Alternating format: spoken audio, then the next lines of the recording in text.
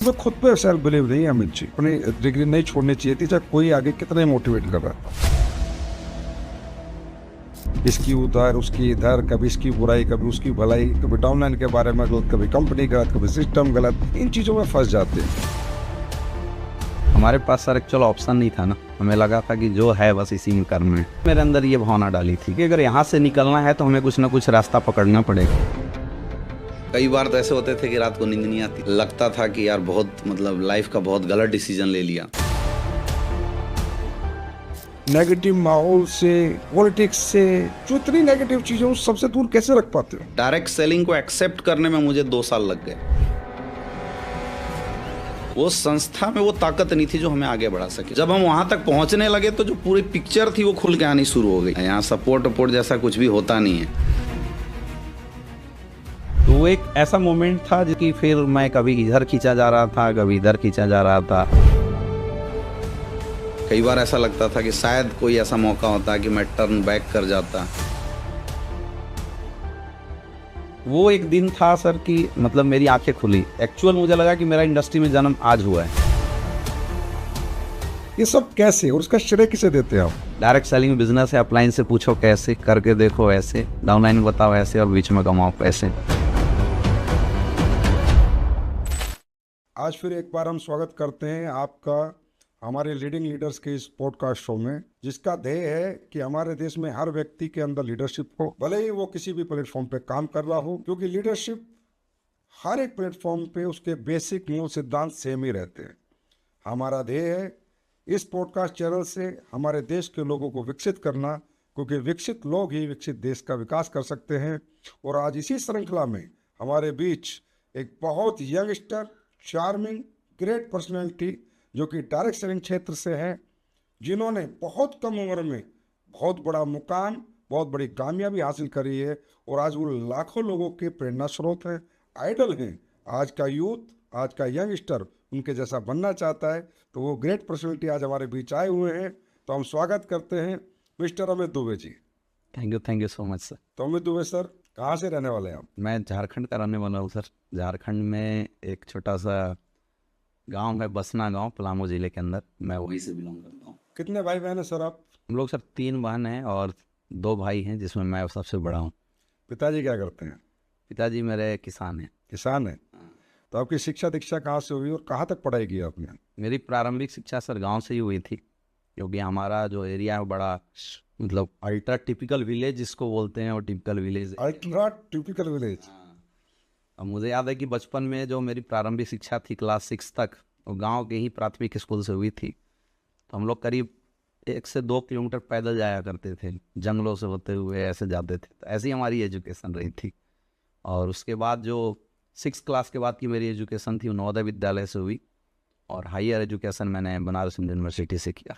तो नवोदय विद्यालय में कैसे जाना हुआ? मतलब ये किसकी थोट थी घर में कि भाई, क्योंकि नवोदय विद्यालय में इस वहाँ पर तो आप हॉस्टल में रहते होगे ना? हाँ, हॉस्टल। घर बार गांव वाँव मम्मी पापा सब छोड़ जाते हो, तो नवोदय विद्यालय की सोच किसको आई थी घर में? किसने प्रेरणा दी कि आप नवोदय विद्यालय जाओ? ये एक्चुअल मेरे पिताजी की सोच थी। हमारे समय में नवोदय विद्यालय, मैं सेकेंड बैच का हूँ, तो 1 साल पहले ओपन हुआ था। और नवोदय विद्यालय की खासियत होती है कि नवोदय विद्यालय में रहना, खाना पीना, सब कुछ, एजुकेशन सब कुछ फ्री में मिलता है। फ्री में? हाँ, फ्री ऑफ कॉस्ट मिलता है। तो मेरे पिताजी को कहीं से पता चला था, एक लड़का था उस समय में, उसने नवोदय का एग्ज़ाम क्रैक किया था, क्योंकि वो पूरे डिस्ट्रिक्ट से 40 टॉपर स्टूडेंट को सिलेक्ट करते हैं। तो वो पूरा गांव में, पूरे पंचायत में उसका हल्ला हुआ। तो मैं छोटा सा था, आई थिंक 3rd क्लास में था। उस समय पिताजी मेरे पास आए और बोले, वो देख, वो फलना का लड़का है, उसने इतना अच्छा किया है, अगर तेरे में दम है तो तू ये एग्ज़ाम क्वालिफाई कर दे, नवोदय का। नवोदय का। तो फिर मैंने, जब पिताजी ने बताया तो मुझे बड़ा अच्छा लगा। मैंने नाम सुना, यार इतना नाम होता है। फिर मैंने तैयारी करनी शुरू करी, और वहीं से मैंने गांव में पढ़ाई करते हुए मैंने नवोदय विद्यालय के एग्ज़ाम क्वालिफाई किया, और 5th के बाद 6th क्लास में नवोदय विद्यालय में स्टडी के लिए चला। 6ठी क्लास आपकी नवोदय से हुई, तो एंट्रेंस एग्जाम होता है उसमें? हाँ, एंट्रेंस एग्ज़ाम होता है सर। एंट्रेंस एग्ज़ाम में पूरे डिस्ट्रिक्ट से टॉप 40 लोगों को सिलेक्ट किया जाता है। तो डिस्ट्रिक्ट के 40 टॉपर में तो आप बहुत कम उम्र में आ चुके थे।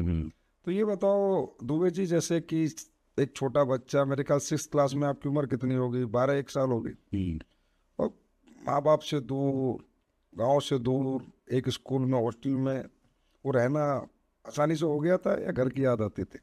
एक्चुअल सर हम लोग जिस एरिया से बिलोंग करते हैं वहाँ पे मतलब गांव की जो लाइफ होती है वो बहुत ही टिपिकल और कष्टदायक लाइफ होती है। मतलब गांव में अगर किसी बच्चे को रहना है तो सुबह उठने के बाद उसको सारे काम करने पड़ते थे। आप गाय धोने जाओ, चराने भी जाते थे हम लोग, तो थोड़ा वर्किंग बहुत ज़्यादा होता था। तो मुझे ऐसा लगा था कि अगर यहाँ से निकलना है तो हमें कुछ ना कुछ रास्ता पकड़ना पड़ेगा।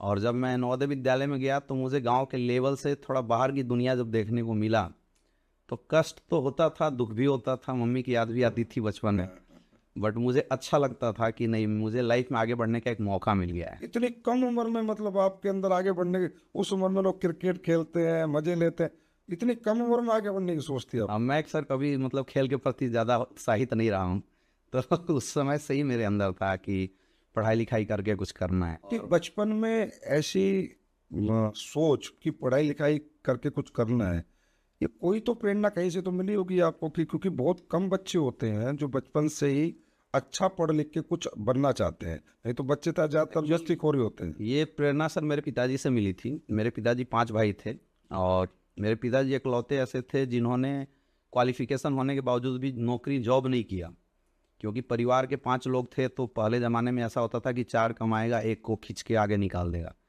तो मेरे पिताजी उसमें से थे जो परिवार चलाने वाले थे घर में रह के। लेकिन बाद में जब कंडीशन बदली, परिवार बड़ा हुआ, तो जो परिस्थितियां सामने आई जैसा बताया गया था वैसा हुआ नहीं। तो पिताजी ने मेरे अंदर ये भावना डाली थी कि बेटा अब मेरा जो चांस था वो तो मैंने लाइफ में खो दिया, क्योंकि मेरे पिताजी 2-3 नौकरी लेने के बाद भी किए नहीं। तो उन्होंने बचपन से ही मुझे बताया था कि मैंने तो अपनी ज़िंदगी का चांस खो दिया, तुम ऐसी गलती मत करना। वो बचपन से ही मेरे पिताजी हमेशा समझाते रहते थे। आपके माइंड में सेट हो गया हाँ, वो बचपन से ही आ गया, वो सेट कुछ बड़ा करना है, बड़ा करना है। कुछ बड़ा बनना है। क्या करना है वो पता नहीं था, बट कुछ बड़ा करना है, जो ज़िंदगी है उसको सुधारना है, ये सब चीज़ें उस समय आई थी। आपकी आर्थिक स्थितियाँ मजबूत थी बचपन में घर की? सर अगर आर्थिक स्थिति मजबूत होती तो नवोदय में जाते क्यों? वहाँ तो गरीब परिवार के बच्चे जाते हैं। हाँ, नवोदय में गए नहीं तो किसी कॉन्वेंट में जाते, हाँ, कॉन्वेंट स्कूल में जाते हैं। आर्थिक स्थिति इस लायक नहीं थी कि पिताजी मुझे शहर में रह के पढ़ा सके, इसलिए नवोदय में जाते। इसलिए नवोदय विद्यालय का सहारा मुझे रहा और मुझे लगता है कि मेरे जीवन के लिए काफ़ी अच्छा रहा, क्योंकि नवोदय विद्यालय में मैंने काफ़ी कुछ सीखा और आगे की लाइफ मुझे रियल में वहाँ से दिखाई दी। अमृत दुबे जी, नवोदय विद्यालय में आप गए, जैसा कि आपके बारे में हम जानते हैं और कई बार सुना भी है, और आपने भी बोला कि आप हमेशा से क्लास में फर्स्ट आए हैं, आपको सेकंड आना मतलब मंजूर ही नहीं था। 7th हो, 8th हो, 6th हो, 9th हो, 10th हो, 11th हो, 12th हो, हमेशा फर्स्ट। ये कैसे मतलब? एक्चुअली सर मैं बचपन से ही बड़ा कम्पिटेटिव लड़का रहा हूँ। एक होता है ना कि अगर 2 लोग खड़े हैं तो भैया एक स्थान मेरा होना चाहिए, तो ये मेरा बचपन से ही है। मैं पूरी ज़िंदगी में कभी सेकंड नहीं आया हूँ। पहला क्लास से मैं जब गांव के स्कूल में था तो भी फर्स्ट आता था। नवोदय विद्यालय में गया तो वहाँ क्या सारे लड़के इंग्लिश बोलते थे और मैं था गाँव से, मुझे वो इंग्लिश पहले पढ़ता नहीं था। तो मुझे याद है फर्स्ट जब हाफ ईयरली एग्ज़ाम हुआ तो मैं सेकेंड आया हाफ ईयरली में। तो मेरे पिताजी बोले अगर आगे से ऐसा रिजल्ट होगा बेटा तुम्हें मिलने नहीं आऊँगा। तो वो मुझे बड़ा हिट कर गया और मैंने फिर हमारे यहाँ क्या हॉस्टल में रहते थे, मैंने हॉस्टल का जो बिस्तर था उसको बंद करके रख दिया और मैंने पढ़ाई करनी शुरू करी 3 घंटा सो के। और जब फाइनल एग्ज़ाम हुआ तब मैं फर्स्ट आया, 98% मेरे नंबर आए थे। पिताजी का कुछ बहुत बड़ा रोल है। हाँ, बहुत हर बार जब आप कमजोर आ रहे हो तो पिताजी आ रहे हैं, पिक्चर में पिताजी आ जाते हैं, सेकंड में फिर पिताजी आ गए। तब से लेके आज तक सर मैं कभी सेकंड नहीं आया। नवोदय विद्यालय में मैं टॉपर स्टूडेंट रहा। उसके बाद नवोदय विद्यालय में कहाँ तक पढ़ाई हुई आपकी? मैंने 10th किया। 10th के बाद वहाँ क्या 2 ऑप्शन होते हैं अगेन कि आप बाहर निकल के तैयारी करो या तो आप 11th-12th भी वहाँ से कर सकते हो। तो हमारी फाइनेंशियल कंडीशन, मेरी दीदी की शादी हुई थी तो उस तरह से सपोर्ट नहीं किया। पिताजी बोले यार पढ़ा तो सकता हूँ, बट तो जब मैंने उनके जुबान से सुना और मैं भी बड़ा होने लगा था तो मुझे लगा कि फिर मुझे 11th-12th वहीं से करना चाहिए। तो मैंने 11th-12th फिर लातेहार नवोदय में वहाँ से मैंने क्रॉस किया और वहीं से मैंने आगे करियर की तैयारी। हायर सेकेंडरी तक की पढ़ाई आपकी नवोदय में हुई है और वो भी फ्री ऑफ कॉस्ट हुई। हाँ, फ्री ऑफ कॉस्ट। तो 12th में क्या सब्जेक्ट था आपके पास? 12th में सर मेरे पास फिजिक्स, केमिस्ट्री, बायो और मैथ भी था। मैथ भी था? मैं पूरे संभाग का, पटना संभाग था हमारा, मैं संभाग का इकलौता स्टूडेंट था जिसकी वजह से 2 एग्ज़ाम होते थे, क्योंकि मेरे पास मैथ और बायो दोनों हुआ करते थे। हाँ, मैथ लेने का मतलब इंजीनियर बनना है, बायोलॉजी लेने का मतलब डॉक्टर बनना है। तो आप क्या बनना चाहते थे? मैं बनना चाहता था सर डॉक्टर, और मेरे पिताजी इंजीनियर बनाना चाहते हैं, क्योंकि उस समय इंजीनियरिंग का बड़ा क्रेज था। मतलब पिताजी डॉक्टर तो इसलिए आपने मैथ ले लिया, और आप बनना चाहते हो डॉक्टर तो आपने बायोलॉजी ले लिया। बायोलॉजी ले लिया। वाह, what a great story dear. मजा आ गया, बड़ी आप- गजब स्टोरी है। हमने सोचा कि उनकी भी बात रह जाए, और हमारा भी जो सपना है, क्योंकि मेडिकल पढ़ाई में बहुत ज़्यादा खर्चे होते हैं, और मेरा जिद था अंदर से मुझे डॉक्टर बनना है, और पिताजी का था कि नहीं भाई इसको इंजीनियर बनाना है, तो मैंने इसीलिए 11th-12th में दोनों ही ले लिया। तो डॉक्टर बनने के लिए एक एग्जाम क्वालिफाई करना पड़ता है, CPMT PMT, pre medical test वो जो होते हैं, तो उसे क्वालिफाई किया आपने हाँ, मैंने फर्स्ट अटेम्प्ट में ही क्वालिफाई किया था। फर्स्ट अटेम्प्ट में? 12 के बाद without any preparation, without any तैयारी, मैंने PMT के एग्जाम ये जो कोटा में आजकल कोचिंग होती है, बहुत सारे बड़े बड़े इंस्टीट्यूट की हैं, जरूरत मुझे नहीं पड़ी। क्या ब्रिलियंट। मैं नवोदय में ही तैयारी किया था, और वहीं से मैंने क्वालिफाई किया। नवोदय का बच्चा 12th क्लास के बाद CPMT PMT में सेलेक्ट होकर डॉक्टर बन जाए पहले अटेम्प्ट में, सर ये अपने आप में मेरे हिसाब से रिकॉर्ड है। बहुत ही कम बच्चे, मतलब ना के बराबर बच्चे देश में ऐसा कर पाते हैं, और जो कमाल आपने किया। हमारे पास सर एक्चुअल ऑप्शन नहीं था ना कि हम बाहर तैयारी कर सकें, तो हमें लगा था कि जो है बस इसी में करना है। कमाल कर दिया। पर आपने फिर कहाँ पर एडमिशन मिला आपको? फिर वहाँ से सर मेरे पास 2-3 कॉलेज मिले थे, मैंने एडमिशन लिया BHU के अंदर, बनारस हिंदू यूनिवर्सिटी। क्या कह रहे हैं आप? BHU, बनारस हिंदू यूनिवर्सिटी में एडमिशन का मतलब है, इसका मतलब आपने उस टेस्ट में भी टॉप किया है? मैं 3 टेस्ट में निकाला था। एक तो हमारा सेंट्रल होता था, वो टेस्ट थी। दूसरा हमारा होता था जिसमें RMCH मिलता था, और तीसरा था BHU का। ये तीनों टेस्ट मैंने क्वालिफाई किया, BHU में एडमिशन मिलना तो अपने आप में ड्रीम है। और वो भी सर BHU इसलिए सेलेक्ट किया क्योंकि BHU में जो पढ़ाई होता है वो फ्री ऑफ कॉस्ट होता है, वहाँ ज़्यादा पैसे नहीं लगते। वो भी आपने फ्री में पढ़ने के लिए सिलेक्ट? हाँ, मतलब पढ़ाई कम होते हैं बाकी के बनिस्पत, वहाँ बहुत कम खर्चे हैं। BHU मुझे ड्रीम है बच्चों का कि हम वहाँ के इंजीनियर बने, वहाँ के डॉक्टर बने, क्योंकि BHU के डॉक्टर बन के लोग सीधा US जाते हैं। BHU के सी आज इंडिया नहीं, इंडिया के जितने वर्ल्ड के टॉपर रैंक्स हैं, चाहे वो इंजीनियर के, साइंटिस्ट के, डॉक्टर के, BHU स्टूडेंट बैठा हुआ है। जी। वहाँ अपने एडमिशन हो गया। भाई आप वाकई में ब्रिलियंट ब्रिलियंट थे, ब्रिलियंट छात्र थे। फिर ये अचानक डॉक्टर बन गए आप, MBBS BHU में एडमिशन हो गया, जहाँ की मोहर लगी तो मेरे हिसाब से करोड़पति अरबपति, पैसे की बात करूँ, नाम सम्मान पहचान इस देश में हर जगह। फिर ये डायरेक्ट सेलिंग कैसे है आपकी ज़िंदगी में? एक्चुअल सर मुझे ऐसा लगता है कि डायरेक्ट सेलिंग इंडस्ट्री मेरे लाइफ में ना परमात्मा ने दिया, क्योंकि कहीं मैंने सुना था कि डेस्टिनी आपको आपके जीवन में जहाँ पहुँचाना चाहती है, आपको घुमा के वहीं ले आती है। तो ऐसे ही मेरे साथ हुआ था। मतलब मैं BHU में एडमिशन लेने जा रहा था, और मैं अपने रिलेटिव्स के यहाँ रुका था, तो वहीं एक अनजान इंसान के माध्यम से मुझे डायरेक्ट सेलिंग इंडस्ट्री का प्लान देखने का मौका मिला। ना मुझे इंडस्ट्री के बारे में कुछ जानकारी थी, ना मुझे ऐसा था कि मैं करूँगा, ऐसा कुछ भी पता नहीं था। डॉक्टर बना हुआ बच्चा, MBBS का, और मैं अंदर से ईगो में भरा हुआ था, भाई डॉक्टर बनने वाले हैं। वो भी BHU के। तो उसने मुझे प्लान समझा दिया, और उसने बताया कि कोई प्रोडक्ट कुछ भी नहीं बेचना होता है, बस जोड़ना होता है, तो जोड़ लोगे तो पैसे आ जाएगी। अब इसकी वजह, एग्जैक्ट वजह जो है वो मैं अभी बताता हूँ। एग्जैक्ट इसकी वजह क्या थी कि जैसे मुझे ऐसा लगा कि जब मैं एडमिशन करवाऊँगा तो मुझे पैसे तो कमाने पड़ेंगे, किताब खरीदने के लिए, एंट्रेंस के लिए, और प्रैक्टिकल बहुत सारे मांगे वहाँ पे परचेज़ करने होते हैं, बुक्स वगैरह। तो मैं सोचा कि आइदर मैं एडमिशन के बाद पार्ट टाइम में कोचिंग पढ़ाऊँगा। तो जब ये इंडस्ट्री मेरी लाइफ में आया तो मैंने ऐसी सोच के ज्वाइन कर लिया था कि पार्ट टाइम में जो मैं कोचिंग पढ़ाऊँगा, महीने में 2-4 लोगों को जोड़ दूंगा तो 5,000 आ जाएंगे, तो मेरी पढ़ाई अच्छी हो जाएगी। मतलब डॉक्टरी की पढ़ाई को करने के लिए जो आपको एक्सपेंसेस चाहिए थे, हाँ, वो आपके डायरेक्ट सेलिंग से निकल जाए, इसलिए आप बस direct बस selling- उद्देश्य उस समय यही था, उस समय यही उद्देश्य। उस समय वही था। तो आपका वो उद्देश्य पूरा हुआ कि साथ साथ कुछ एक्स्ट्रा इनकम और साथ साथ पढ़ाई, दोनों काम कर लिया आपने ठीक से?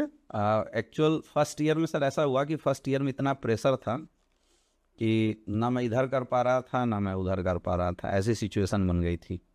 फिर धीरे धीरे इंडस्ट्री समझ में आने लगी, और इस इंडस्ट्री में क्या हुआ कि मैं एक शो में चला गया मेरठ के अंदर, और वहाँ मैंने जब शो देखा, छुट्टी में गया था, तो वहाँ मैंने देखा कि एक ऐसी बंदा आर्मी का वाया हुआ था, उसको वो जो इज्जत मान सम्मान ऐसा मिल रहा था, तो मैंने देखा तो मेरा फ्यूज़ उड़ गया। मैं बोला यार मैं डॉक्टर बनने वाला हूँ, इतनी बड़ी इज्जत, रिस्पेक्ट, मान सम्मान क्या है, हमें तो नहीं मिलता, और ये एक आर्मी के पर्सन है, इनको रिसीव करने के लिए मैंने देखा 150-200 लोग आए हैं, मैं उनके पास जाके फ़ोटो तक नहीं खिंचवा पाया। तो वो एक ऐसा मोमेंट था जिसने मतलब थोड़ा सा मुझे इस इंडस्ट्री के प्रति ज़्यादा जो मेरी जो झुकाव थी उसको बढ़ाया इस इंडस्ट्री के प्रति। और वो समय फिर ऐसा आया कि फिर मैं कभी इधर खींचा जा रहा था, कभी इधर खींचा जा रहा था। ऐसा लग पढ़ाई में बिजी होता तो इंडस्ट्री छूट रही थी, और इंडस्ट्री में आता तो ये पढ़ाई छूट रही थी। हाँ, ऐसी सिचुएशन उस समय मैंने फेस करना शुरू कर दिया था फर्स्ट ईयर के अंदर। ये सेकंड ईयर? फिर सेकेंड ईयर में तो कंडीशन ऐसा बन गया कि मेरा डायरेक्ट सेलिंग के प्रति झुकाव ज़्यादा होने लगा।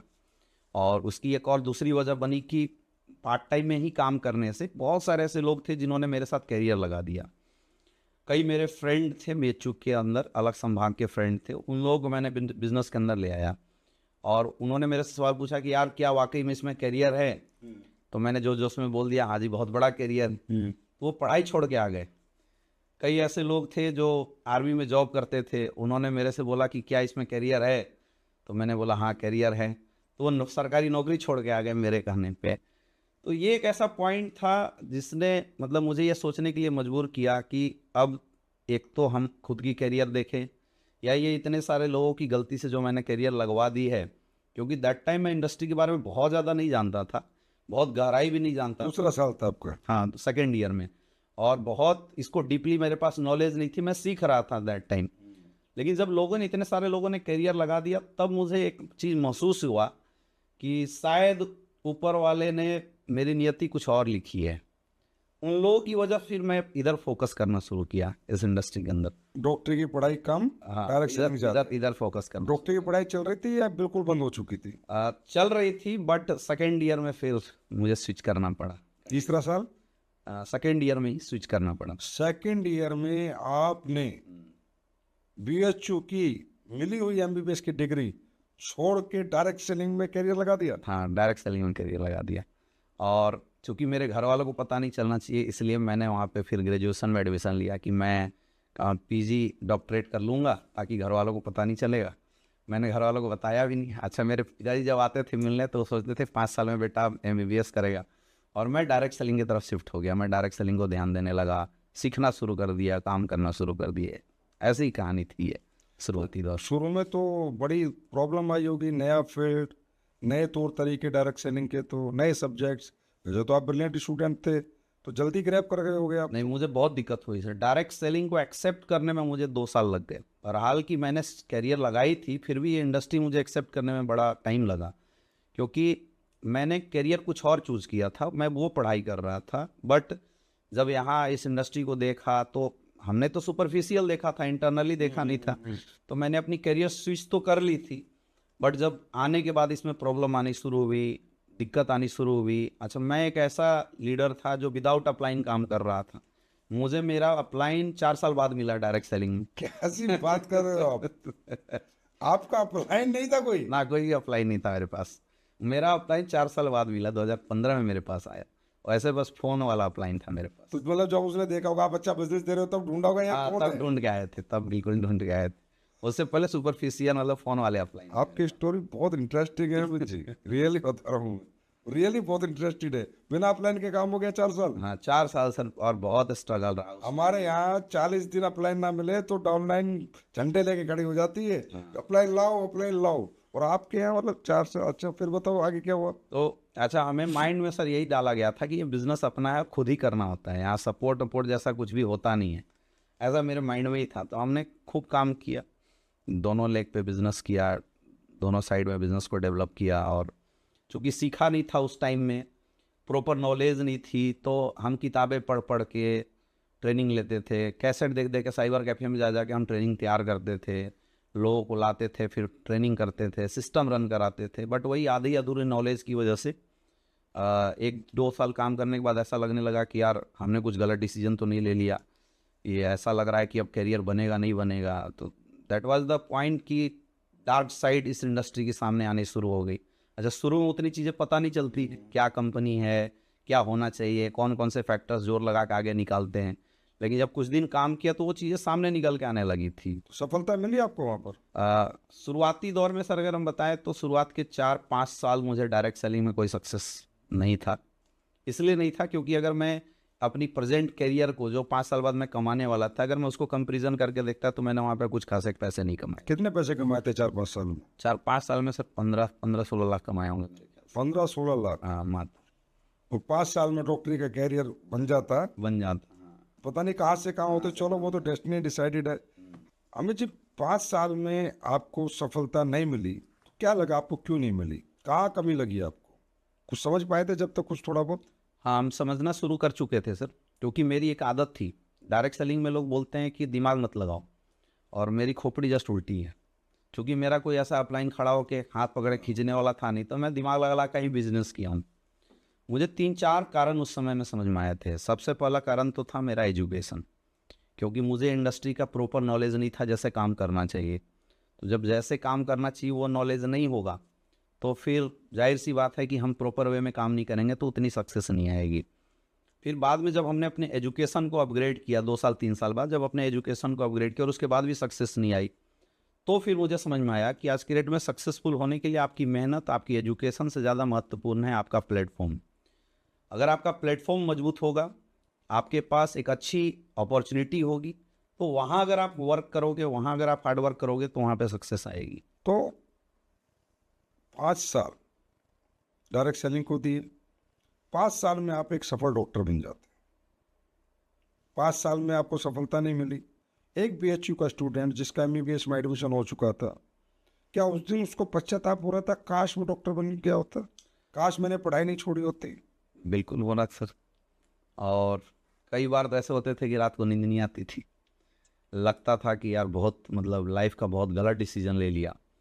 कई बार ऐसा लगता था कि शायद कोई ऐसा मौका होता कि मैं टर्न बैक कर जाता, तो मैं टर्न बैक करके वापस उस गलती को सुधार लेता जो मैंने किया था। लेकिन यहाँ 2 चीज़ें थी, एक तो मेरी पर्सनल करियर का पश्चाताप था मेरे सामने, और दूसरा उन लोगों की आँखों में आशाएं थी जिनका करियर मैंने लगाया था। जो बीएचयू के बच्चे थे जिनको आप फुल टाइम लेके आ गए? जिनको मैं फुल टाइम लेके आ गया था। बीएचयू के बच्चे थे, नौकरी पेशे वाले बहुत सारे लोग थे। तो जब मैं अपना करियर देखता और फिर उनकी आंखों में देखता तो फिर ताकत मिलती थी उनको देखने के बाद कि भाई आखिर इंडस्ट्री में लोग आगे बढ़ते होंगे और हम और हमारे लोग नहीं आगे बढ़ रहे हैं, तो आखिर वजह क्या है। तो वो चीज़ थी जो अंदर से ताकत देती थी फाइट करने की। और हमें ऐसा लगता था कि चूँकि मैं वाराणसी में बिज़नेस कर रहा था और मैं काशी विश्वनाथ का बड़ा भक्त हूँ, तो मुझे ऐसा लगता था कि बाबा कोई ना कोई रास्ता ज़रूर दिखाएगा। मतलब मैदान में खड़े थे, रास्ता नहीं पता था कहाँ चलना, रास्ता असर नहीं पता था, क्या करना है, अब क्या जाना है। मैदान में आके खड़े थे, पीछे लोग खड़े थे जिन्होंने जीवन आपके साथ लगाया, पर you don't know where to go. तो फिर एस्लीपियस वेलनेस कैसे ही अचानक आपकी ज़िंदगी?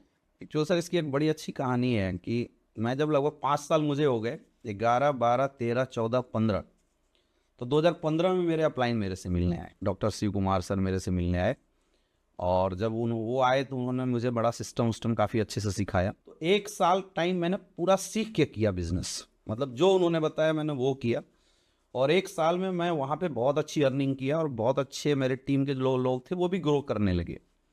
लेकिन फिर अगेन एक तो था कि मुझे आता नहीं है, तो लगता था यार सीख जाएंगे तो सब कुछ सही हो जाएगा। लेकिन 1.5 साल जब सीख के किया और उसके बाद भी जो कंडीशन सुधरी नहीं, तो फिर ये एक पॉइंट था कि ये सोचने के लिए मुझे मजबूर कर दिया कि आखिर अपने अंदर गलती थी वो हमने सुधार दिया, फिर क्या वजह है कि हम सक्सेसफुल नहीं हो पा रहे हैं।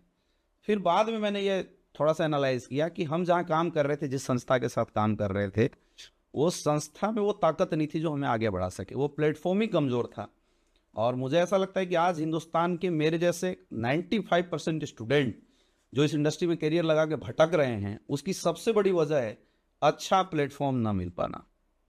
अच्छे प्लेटफॉर्म ना मिल पाने की वजह से मेहनत करने के बाद भी लोग सक्सेसफुल नहीं हो पा रहे। और ये मैं पकड़ गया था, क्योंकि जिस कंपनी के साथ हम लोग काम करते थे उस कंपनी के पास ना प्रोडक्ट अच्छे थे, ना पे आउट सिस्टम उतना स्ट्रांग था, साथ ही कंपनी का मैनेजमेंट इस टाइप से था कि we can not access toward the admin of the company. तो ये चीज़ें मुझे गैप समझ में आने लगा धीरे धीरे।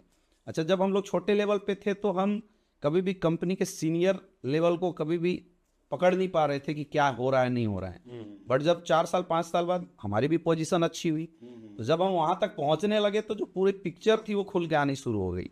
क्योंकि पहले एक उम्मीद थी कि सही कर देंगे लोग, लेकिन बाद में वहाँ पहुँचने के बाद पता चला कि ये तो पिछले 20 साल से संस्था ही ऐसी चला रहे हैं लोग, वो तो आपका सही मायने में आपका फर्स्ट एक्सपीरियंस था, कोई पास्ट में पहले रहा नहीं। एक नया बच्चा, नया यंगस्टर आया, उसको क्या पता कैसे प्रोडक्ट होते हैं, कैसा पे आउट होता है, क्या सिस्टम, उसके लिए तो ये बहुत बड़ी अपॉर्चुनिटी थी। 2015 में सर मैं पीजी डॉक्टरेट के लिए एडमिशन ले रहा था। पीजी और डॉक्टरेट साथ में होता है। अच्छा, फिर दोबारा बीएचयू में ले लिया एक्चुअली तो मैं कर रहा ग्रेजुएशन साथ में कर रहा था पार्ट टाइम में ना। मैंने जब एमबीबीएस छोड़ा तो मैं ग्रेजुएशन और एडमिशन लिया। तो 2015 में क्या था कि ग्रेजुएशन कंप्लीट हुआ मेरा, तो पीजी डॉक्टरेट के लिए मैं एडमिशन लिया, पीजी प्लस डॉक्टरेट, पीएचडी की डिग्री के लिए। तो उस समय मेरा एक तो ऐसा मिजाज हो गया इतने दिन काम करने के बाद कि अब मैं सब छोड़ के पढ़ाई कर लूँ, प्रोफेसर कम से कम बन जाऊँ, ऐसी सिचुएशन थी।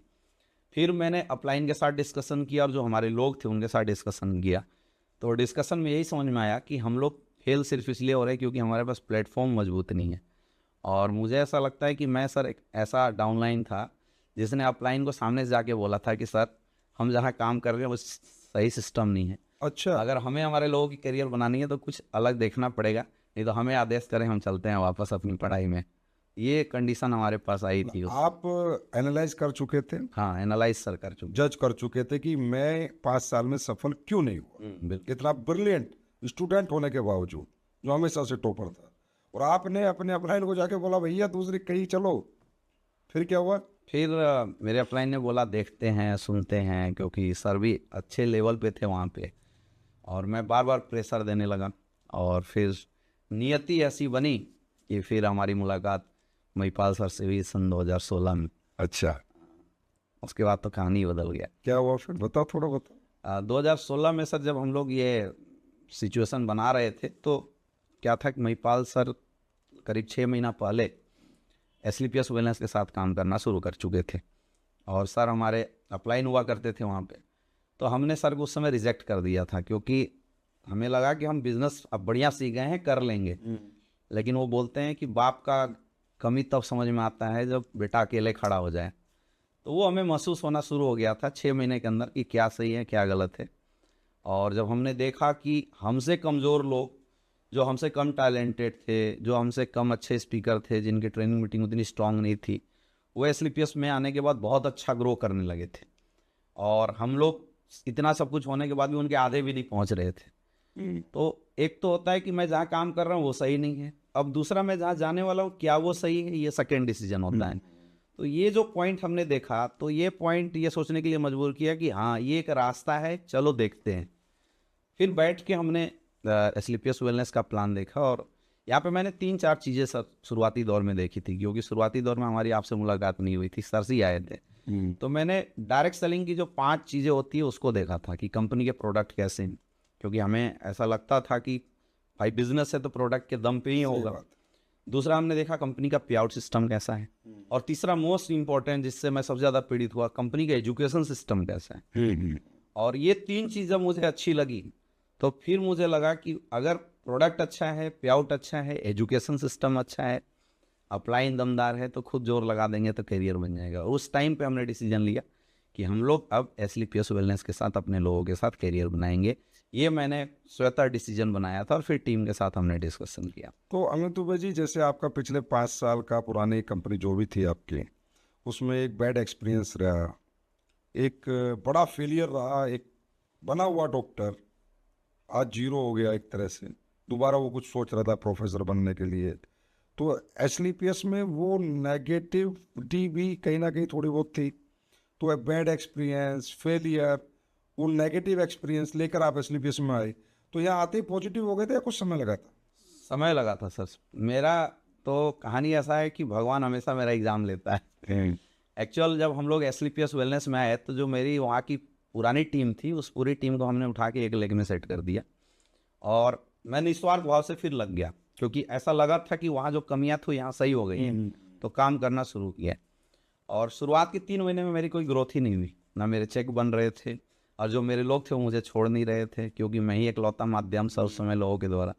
तो शुरुआत के 3 महीने में तो मतलब ऐसा काम कर करके ऐसा थक गया कि लगा यार यहाँ भी वही कहानी तो नहीं हो जाएगी दोबारा। अच्छा, वो सिचुएशन बनी थी। और मुझे अभी याद है, शायद सर आपको याद होगा नहीं होगा, मुझे याद है कि वाराणसी के अंदर जब आप आए थे तो मैं बड़ा परेशान होके बैठा था आपके साथ और मैंने फिर ये बताया था कि मैंने इतनी बड़ी कैरियर आपके डायरेक्ट सेलिंग इंडस्ट्री के लिए मैंने इतनी बड़ी करियर छोड़ दी, और यहाँ आने के बाद भी 3 महीने के अंदर कुछ खासे हुआ नहीं। 3 महीने की मेरी कमाई 500-1500 रुपये की थी। तो यहाँ जब कुछ अच्छा नहीं हो रहा था तो फिर मैं बैठा आपके पास, और वो एक दिन था सर कि मतलब मेरी आंखें खुली। एक्चुअल मुझे लगा कि मेरा इंडस्ट्री में जन्म आज हुआ है, क्योंकि बहुत सारी चीज़ें जब पहले से बैड एक्सपीरियंसेस होते हैं ना, तो नई चीज़ों में कुछ कंडीशन जब ख़राब आती है तो इंसान कनेक्ट करता है पुरानी चीज़ों को, और एक डर जो होता है वो हावी होना शुरू हो जाता है। मेरे साथ ऐसा ही कुछ था, डर हावी होने लगा था और ऐसा लगा कि यहाँ भी कुछ खासे होने वाला नहीं है। लेकिन आपके साथ बैठने के बाद मेरा 2 चीज़ तो क्लियर हो गया था। पहला कि हम जिस संस्था के साथ काम कर रहे हैं वो संस्था कभी गलत नहीं हो सकती, और दूसरी चीज़ एक जो आपने बताया था कि बेटा कैरियर बनाने के लिए तुझे खुद ही लड़ना पड़ेगा, और अगर तू एक लेग का सिस्टम डेवलप किया दूसरा भी तुझे करना पड़ेगा। जो हमारी तरफ से होना चाहिए वो है, बाकी तुझे अंदर से जोर लगाना पड़ेगा। मुझे आज भी याद है, मैंने आपको ये कहा था कि सबसे बड़ी मूर्खता तो आपने ये की कि एक बेकार प्लेटफॉर्म के चक्कर में आपने एमबीबीएस छोड़ी। हाँ जी, और मुझे बड़ा अच्छा लगा था सर वो चीज़ जो आपने। कि आपको अपनी डिग्री नहीं छोड़नी चाहिए थी, चाहे कोई आगे कितना ही मोटिवेट कर रहा था। मैंने ये बोला। मेरे 5 साल के करियर में से पहले आप ऐसे इंसान थे जिन्होंने मुझे ये शब्द बोला था, नहीं तो बाकी लोग तो बोलते थे कि आ जाओ सब ठीक हो जाएगा। दूसरा मैंने ये बोला था कि अभी भी आप एक ब्रिलियंट स्टूडेंट, एजुकेटेड हो, टॉपर रहे हो, अभी भी ट्रेन छूटी नहीं है, जाके पढ़ाई करो। अगर आपको खुद पे भरोसा नहीं है, बात कंपनी की है तो कंपनी ऐसे चलेगी, ऐसे रहेगी। ये मेरे वर्ड से ही मेरे कमिटमेंट है, और मैं कौन हूँ या क्या हूँ वो पुराने लोगों से पूछ सकते हो। लेकिन अगर तुम्हें खुद पे सेल्फ बिलीव नहीं है अमित जी, तो आज दोबारा भी अच्छी चले। तो मैंने बोला मुझे आज भी याद। जी जी सर। और वही एक दौर था सर कि फिर मैंने जो पॉजिटिव होकर काम करना शुरू किया, फिर मैं कभी निगेटिव नहीं हुआ, फिर मैंने पलट के नहीं देखा, फिर मैं आंखें बंद करके, वो बोलते हैं घोड़े के साइड से लगा कर जो आगे बढ़ता है, वो सिचुएशन मैंने अपनी क्रिएट करी। Interesting story. अमित सर, जब आप यहाँ आए 5 साल के बाद स्लीपिस वेलनेस में, तो जो पुरानी कंपनी की सारी टीम आ गई थी या नहीं आई थी, या कुछ लोग रह गए थे? मेरी सर सारी टीम आ गई थी। एक्चुअल मेरा क्या था कि चूँकि मैंने वहाँ जब काम किया तो बड़ा दिल से काम किया। मैंने सर डायरेक्ट सेलिंग में आज तक कभी अधमने ढंग से काम नहीं किया, तो वहाँ मेरी पूरी टीम मेरी सुनती थी। हाँ, जब हम लोग डिसीजन बना रहे थे तो कुछ ऐसे लोग थे जो थोड़ा छटपटा रहे थे, क्या होगा क्या नहीं होगा। लेकिन हम लोग सर जब बैठे सर के साथ, और रात को 3 बजे तक हमारा प्लान चला, और कोई इधर भाग रहा है कोई इधर भाग रहा है, फिर हमने पकड़ पकड़ के एक को समझाया और सबको बताया, भाई देख, कैरियर तुम लोगों ने मुझे देख के लगाया ना, तुमने कंपनी देखा है ना हेड ऑफिस देखा है।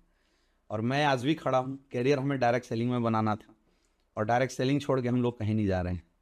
फिर काफ़ी देर समझाने के बाद फिर मेरी सारी टीम आई, मतलब ऐसा नहीं है कि कोई छूट गया, सारे लोग आ गए थे सुबह। तो यहाँ पर आने के बाद सफलता में देर लगी या फटाक से आ गई?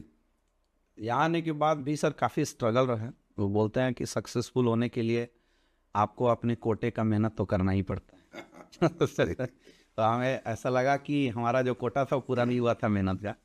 यहाँ भी सर काफ़ी स्ट्रगल रही, और मैं तो बोलना चाहूँगा कि करीब 1 साल, मतलब 5 साल का वो स्ट्रगल और 1 साल यहाँ, 6 साल का भयंकर स्ट्रगल रहा यहाँ भी आने के बाद। यहाँ बस समय लगा। बट यहाँ नहीं, बस सर स्ट्रगल में मज़ा आ रहा था, फ़र्क ये था। अच्छा, मैं तुम्हें जी एक बात मैं बताना चाहूँगा। मुझे याद है कि आने के बाद 1 डेढ़ साल, शायद 2 साल तक फिर भी आप में कुछ किंतु परंतु था, और यह सुनो चलता था। कई चीज़ों को लेके आप बात करते थे। तो कुछ 2 साल हो गए होंगे शायद, उसके बाद कोई बात हुई, और उसके बाद आज तक का वो दिन है कि ना कोई किंतु ना परंतु ना कोई नेगेटिव बात। और उसके बाद जो रॉकेट बनाया अपने बिजनेस को, जो तरक्की की, वो देखने लायक है। क्या बदलाव हो गया था 2 साल बाद कि आज तक आपने फिर वो सब कुछ छोड़ दिया? जब मैं आया था सर तो मेरे दिमाग में ना कंडीशनल नेटवर्किंग चला गया था। कंडीशनल नेटवर्किंग मतलब एक लेग मैं चलाऊंगा, दूसरा लेग अपलाइन चलाएगा। अच्छा। मेरे अंदर एक्सपेक्टेशन बड़ी ओवर भर गई थी। मेरे अपलाइन को ये करना चाहिए, मुझे ये करना चाहिए, मैंने ये कर दिया तो अपलाइन को वो करना चाहिए। ये वाली सिचुएशन मेरे अंदर आई थी, मैं बड़ा इसका शिकार हुआ था। और जब जैसे बाहर में लोगों से मिलता था तो 2-4 लोग और कुछ कुछ बोल देते थे, अब हम लोग उतने मैच्योर उस टाइम में थे नहीं, तो ये चीज़ें दिमाग में भर जाती थी। जैसे मेरे साथ क्या हुआ कि हम आए तो हमारी पूरी टीम एक साइड में आई, तो वो लेग मेरा बहुत अच्छा चल गया। SGO, SO से फिर जब आपसे मुलाकात हुई तो फिर हमने SGO यानी दूसरा लेग को चलाया, तो दूसरा लेग बहुत अच्छा चला गया। मैं SLPS में बन गया था डायमंड। और उस टाइम में ऐसा हुआ कि जो मेरी सबसे अच्छी लेग मानी जाती थी, यानी पुरानी जो मेरी टीम, वो पूरी धाराशायी हो गई। उसमें से कई बंदे इधर उधर भाग गए और जो टीम थी वो होपलेस हो गई, क्योंकि मैंने पूरा फोकस जो है इस साइड में उठा के डाल दिया था। तो मैं बड़ा परेशान हो गया, बोला यार मतलब मेरी लाइफ में ऐसा क्यों हो रहा है। एक तक कि दूसरा जो खाता खुला इतनी लेट से खुला, और दूसरा चलने लगा तो ये जो पहला था उसमें ग्रहण लग गया। पहले शुरू में आपका पूरा टीम ग्रुप चला गया SO में, हाँ, ऐसे में चला गया और था। फिर SGO में कुछ नहीं था। हाँ फिर SGO चला गया 20,000 SP, हाँ और यहाँ आ रहे थे आपके 3,000 SP। यही कहानी थी ना? हाँ, वो घट गया सर, वो 2000 SP पे आ गई, 20 सेल पे आ गई थी। 2,000 SP आने लगी, और उधर 20,000 SP। हाँ, उधर 200 150 200 आईडी पे जाने लगा था बिजनेस। तो उस टाइम में फिर लगा यार मतलब क्या गलती क्या हो रही है। अब अच्छा ये क्यों हुआ सर, मैं अपनी गलती मानता हूँ, मुझे बाद में आपसे मुलाकात के बाद एनालाइज हुआ था। क्योंकि शुरुआत में हमें लगा कि जो SAO की टीम है वो मेरी है, तो दूसरे साइड में जब हमने चलाया तो हमने क्या किया, SAO के जो टीम थे हमने अपलाइन के टच में डालने की कोशिश करी। अब चूंकि जो टीम हमने बनाया है तो वो टीम को हमारी भाषा समझ में आती थी, हमारे अपलाइन की भाषा समझ में आती थी, बट वो कनेक्शन वो बन ही नहीं पाया जो मेरे साथ थी। और ये मेरी सबसे बड़ी गलती थी कि मैंने ये किया। और जो इधर की टीम थी, इधर भी मैं अपलाइन की मदद लिया, बट इस टीम को भी मैंने हटा के रखा कि भाई इस टीम की जिम्मेवारी मैं ले लेता हूँ, उधर अपलाइन चलाएगा। और ये मेरा सबसे बड़ा मिस्टेक था, और ये मुझे बाद में रियलाइज हुआ। अब इसकी वजह से जब ये डाउन हो तो मेरे अंदर वो आने लगे, मुझे लगता था कि भाई अपलाइन ने रोल नहीं किया, जबकि ऐसा नहीं, अपलाइन 200 जा रही है इधर से, तो इधर से 20 जा रही है, मैं क्या करूँ सर। और उस समय सर आपको याद नहीं होगा शायद, जब मैं आपसे मिला तो मैंने बोला सर पहले मैंने SAO चलाया, और जब मैंने SGO चलाया तो मैंने मेहनत करके इसको 200 आईडी पे पहुंचा दिया। तो आपने मुझे बोला था कि ये बताइए SGO को 200 आईडी पे तू नहीं पहुंचाया है? तो मैंने बोला हाँ मैंने ही पहुंचाया। बोला तो फिर ये वाला तुझे क्यों नहीं लगता है तू उठा सकता है? मैं बोला सर ये अपलाइन को चलाना चाहिए था। फिर आपने बोला कि देख तेरे पास 2 ऑप्शन है, एक ऑप्शन तो ये है कि तू निगेटिव हो जा, आज के बाद काम छोड़ दे, तेरा कुछ नहीं होने वाला। दूसरा तू ये सोच ले कि ये दोनों तेरे हैं, चलाना तुझे ही है। तो फिर मैंने बोला सर जब मैं इधर छोड़ता हूँ ना तो ये भी डाउन हो जाता है। बोले कुछ नहीं होगा, 50-20 सेल नीचे आएगा, उससे ज़्यादा कुछ नहीं होगा। और वो मुझे विश्वास नहीं था ऐसा होगा, मुझे लगा था ख़त्म हो जाएगा। फिर आपने बताया कि थोड़ा डाउन होगा लेकिन तू एडजस्ट कर लेना। और उसके बाद सर जो कंडीशनल नेटवर्किंग लोग करते हैं वो मैं भी उसका शिकार हूँ। कंडीशनल नेटवर्किंग मैंने छोड़ा, मैंने अपलाइन के प्रति सच्ची समर्पण डाल दी। मुझे लगा अपलाइन जो करता है बढ़िया है और वो मेरे लिए उतना ही काफ़ी है, वो सोच मैंने डाला। और उसके बाद मैंने काम करना शुरू किया दोनों साइड में। और मैं उसके बाद बता रहा हूँ सर, मेरी जो रफ्तार बनी इस बिज़नेस के अंदर, जो फास्ट मेरी स्पीड चली, उस बाद मुझे खुद मज़ा आने लगा, खुद मुझे अच्छा लगने लगा। फिर निगेटिविटी 20 सेल से 150 होने में मात्र 4-5 महीने हाँ 5 महीने के अंदर से 150 आईडी पे 5 महीने लगे थे, मात्र 5 महीने। उसके बाद तो आपकी मतलब ये बात हर एक व्यक्ति को समझनी चाहिए कि हमारी ऑर्गेनाइजेशन जो दोनों हमारी हो, हमारा कंट्रोल हो, हमारी मॉनिटरिंग हो, हमारी रिपोर्टिंग हो, हमारा दिया हुआ कल्चर वो फॉलो करे, हमारे दिए हुए संस्कार वो फॉलो करें, हमारे अनुसार वो लोग चलें, हम उन्हें मैनेज करें। अपलाइन के पास एक और लैग है, उधर देखेगा, मेरे पास तो ये दोनों लैग है, अपलाइन उधर भी मैनेज कर रहा है। और कमाल की बात सर, जब मैंने मतलब कंडीशनल डायरेक्ट सेलिंग छोड़ा तो मुझे ऐसा फील हुआ कि अपलाइन का जो रोल होना चाहिए और बढ़ गया। पहले क्या हमें लगता था कि अपलाइन का जो रोल हो रहा है कम हो रहा है, लेकिन जैसे मैंने एक्सेप्ट किया, मतलब समर्पित किया, मुझे ऐसा फील होने लगा कि यार अपलाइन का रोल तो अपने आप बढ़ गया। कई बार ऐसा मतलब कई लोगों के साथ होता है जो पकड़ के बैठे रहते हैं कि ये अपलाइन करेगा, वो मैं करूँगा। इस कंडीशन में अपलाइन में डिप्रेशन में आके कम परफॉर्मेंस करने लगता है। और मुझे तो उसके बाद इतनी खुशी हुई, इतना अच्छा ग्रोथ हुआ सर आज आपके सामने। अच्छा, आपके पास जो इतनी बड़ी अचीवमेंट्स हैं, आप रॉयल एम्बेसडर जैसे एक प्रेस्टिजियस रैंक पे पहुँचे, और कई करोड़ों में आपकी इनकम है, आज कई सारी आइडियाज़ पे आपकी टैपिंग है। इसमें जब भी आपके बारे में चर्चा होती है डायरेक्ट सेलिंग इंडस्ट्री में, मैं कह रहा हूँ, तो आपकी एजुकेशन सिस्टम को बहुत महत्व दिया जाता है कि आप जो कल्चर डेवलप किया है, जो एजुकेशन सिस्टम डेवलप किया है, जो यूनिक एजुकेशन सिस्टम बोला जाता है कि अमित दुबे जी ने अपनी टीम में बड़े अच्छे संस्कार और कल्चर और सिस्टम डेवलप किया है, तो थोड़ा अनुभव साझा करना चाहेंगे?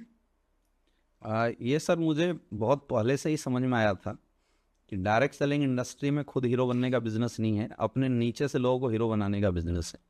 हीरो बनाने का मतलब है कि हमें हमारे नीचे से लोगों को डेवलप करना पड़ेगा, अपने जैसा बनाना पड़ेगा। और उसका एकमात्र साधन मुझे समझ में आता था एजुकेशन, क्योंकि एजुकेशन पावर देता है लोगों को। अगर कोई भी इंसान एजुकेटेड है तो वो कॉन्फिडेंट रहेगा। तो मैंने शुरुआती दौर से ही इस पर बहुत काम किया। मतलब मैं ये कभी नहीं सोचने गया कि कोई ऊपर से ला के मेरी ट्रेनिंग करेगा, मीटिंग करेगा। आज डायरेक्ट सेलिंग में लोगों को सक्सेसफुल होने के लिए लोगों के अंदर 3-4 क्वालिटी होना चाहिए। पहला प्लानर होना चाहिए, दूसरा उसको ट्रेनर होना चाहिए, तीसरा मोटिवेटर होना चाहिए, और चौथा एक अच्छा काउंसिलर होना चाहिए, मॉनिटरशिप उसको आनी चाहिए। तो मैंने कोशिश किया कि अगर ये चारों क्वालिटी मैं ही अपनी टीम को सिखा देता हूँ तो फिर मेरी टीम मेरी कॉपी बन जाएगी। और जब मेरी टीम मेरी कॉपी बन जाएगी तो मैं न होके भी कई जगह खड़ा रहूँगा। इसलिए सर मैंने शुरुआती दौर से ही एजुकेशन में बहुत फोकस किया। मतलब ये कह सकते हैं आपने पूरी टीम को अपनी भरा हुआ पेपर फोटो स्टेट करके दिया। हाँ, मैंने सर ये कोशिश किया। आप कितना हो पाया वो तो वो कहने कहावत है ना कि खाली पेपर की फोटो स्टेट करोगे तो खाली निकलेगा, और भरे हुए की करोगे तो भरा हुआ निकलेगा। हाँ। तो आप एक भरा हुआ पेपर थे, खुद पहले एजुकेट किया खुद को, और फिर आपने एक एजुकेशन सिस्टम डेवलप कर दिया। जी। वही आज आपकी इतनी बड़ी अचीवमेंट का कारण बना। सर आज एसलीपीएस वेलनेस में सबसे ज़्यादा डायमंड्स लीडर आपके पास हैं, diamond leaders and above. Luxury car भी आप ही के ग्रुप में है, अचीवमेंट्स भी आप ही के ग्रुप में है, यंगस्टर्स भी सबसे ज़्यादा अचीवर आप ही के ग्रुप में है। ये सब कैसे, और उसका श्रेय किसे देते हैं आप? सर एसलीपीएस वेलनेस तो एक ऐसी संस्था जहाँ पे अचीवरों की लाइन लगी हुई है। हाँ, कुछ अच्छे ग्रुप को लीड करने का मुझे सौभाग्य मिला है। आज हमारी टीम में लगभग 120 से ज़्यादा लोग डायमंड हैं और लगभग 80 से ज़्यादा लोग करोड़पति एंड एबव ग्रुप में हैं। अगर मैं इसका श्रेय किसी को देना चाहूँगा तो मैं बोलूँगा मेरा तो इसमें कोई रोल नहीं है। डायरेक्ट सेलिंग बिजनेस है, अपलाइन से पूछो कैसे, करके देखो ऐसे, डाउनलाइन बताओ ऐसे, और बीच में कमाओ पैसे। मैंने सर हमेशा वही किया। मैंने हमेशा आप लोगों से सर गाइडलाइन लिया, अपने सीनियर लीडर्स से मैंने गाइडलाइन लिया, और जैसा बताया गया मैंने सिर्फ 100% फॉलो करवाया। आपको याद है कि मैं हर 4 महीने बाद सर आपके पास बैठता हूँ, और आप जो बोलते हैं, जो प्लानिंग लिख के देते हैं, मैं सेम हूबहू अपनी टीम में फॉलो करवाता है। शुरू से ही, आज से नहीं, मतलब 2016 से हम लोग काम शुरू किए। 3 महीने बाद सर हमारी पहली मुलाकात थी, और करीब 6 महीने बाद ऑफिशियली मुझे आपके साथ कनेक्ट होने का मौका मिला। तो आपने जो आज तक मुझे गाइडलाइन दिया सर, मैंने वही किया। मेरे upline Shri Kumar sir, Mahipal sir ने मुझे जो बताया मैंने वही किया है। तो इसमें रोल हमारा नहीं है, हम तो मात्र एक नाम है। इसमें रोल हमारे ग्रेट अपलाइंस का है, और हमारी जो टीम है उन्होंने मुझे बहुत अच्छे से फॉलो किया। जब जब ट्रेनिंग की बात थी वो लोग सामने आए, जब जब वर्किंग स्ट्रेटजी की बात थी जो हमने बना के दिया, लोगों ने फॉलो किया। मैं तो भाई आपको एक बात बताता हूँ, मेरा 18 साल का इस इंडस्ट्री का एक्सपीरियंस है। 18 साल में मैं एक पहला व्यक्तित्व ऐसा देख रहा हूँ इतनी कम उम्र का, क्योंकि आपकी अभी अंडर 30 एज है, जो इतने बड़े रैंक पे आने के बाद, इतना बड़ा अचीवर बनने के बाद, उसमें तनिक भी ईगो नहीं आया, घमंड नहीं आया। नहीं तो हमारे यहाँ पर ना जो ओवर 35 उनको कभी घमंड नहीं आता, क्योंकि वो धक्के खा के आए हैं। लेकिन जो 20 से 28-30 साल के बच्चे तो ऐसे सोचते हैं कि इन्होंने पूरी कंपनी उठा रखी है, इन्होंने अप्लाई का सिस्टम चला रखा है, इनकी वजह से दुनिया चल रही है, और ये हट जाएंगे तो सब खत्म हो जाएगा। इस लेवल का घमंड आ जाता है। हमें बहुत काउंसलिंग करनी पड़ती है, बच्चा बच्चा बैठ के समझाना पड़ता है, बेटा ऐसे मत करो, तुमने नई उम्र में तरक्की प्राप्त कर ली है, बर्बाद हो जाओगे। आप अपने आप को कैसे इन चीज़ों से, नेगेटिव माहौल से, पॉलिटिक्स से, घमंड, मतलब जो इतनी नेगेटिव चीज़ें उस सबसे दूर कैसे रख पाते हो? घमंड सर उनको आता होगा जो धक्के नहीं खाए हैं। मैं तो सिर्फ एक ही चीज़ सोचता हूँ कि अगर मेरे में बहुत कुछ होता तो 5 साल में धक्के क्यों खा रहा था। और मैं बोलता हूँ कि मैं अगर बहुत बेकार होता तो यहाँ 7-8 साल में इतनी बड़ी अचीवमेंट क्यों आई। हर चीज़ों का एक रोल होता है। अगर हम लोग आज यहाँ पे बड़ी ग्रोथ किए हैं, इसमें सिर्फ मेरा रोल नहीं, और हम बोलते हैं कि हमारा तो रोल वो 10% का है। हाँ, यहाँ पे रोल किसने किया? अच्छे प्रोडक्ट ने किया, अच्छे पे आउट ने किया, अच्छी एजुकेशन सिस्टम ने किया, अपलाइनों की मेंटरशिप ने रोल करी। हमने तो 10% का काम किया। तो जब 90% काम कोई और कर रहा है, हम सिर्फ 10% अपना रोल कर रहे हैं, उसके बाद जब अचीवमेंट आ रही है तो सर घमंड आने का तो सवाल ही नहीं है। इसलिए मुझे कभी ऐसा नहीं लगा कि मैंने बहुत बड़ा मतलब कुछ कर लिया है। क्योंकि पास्ट को जब मैं देखता हूँ तो मैं समझ में आ जाता है कि बेटा तू कुछ नहीं है, ये माहौल, ये इकोसिस्टम अच्छा बना इसलिए कुछ हो गया। हाँ, उसमें जो अपना एक छोटा सा रोल हो तो सबको कंट्रीब्यूट करना पड़ता है, लेकिन जो 90% काम है वो इकोसिस्टम ने किया, बाकी चीज़ों ने किया। तो सर मुझे नहीं लगता है कि इसमें फिर घमंड जैसी कोई बात आएगी। फ्यूचर में आएगा घमंड? सर कभी नहीं आएगा, ऐसे ही रहोगे? ऐसे ही रहेंगे।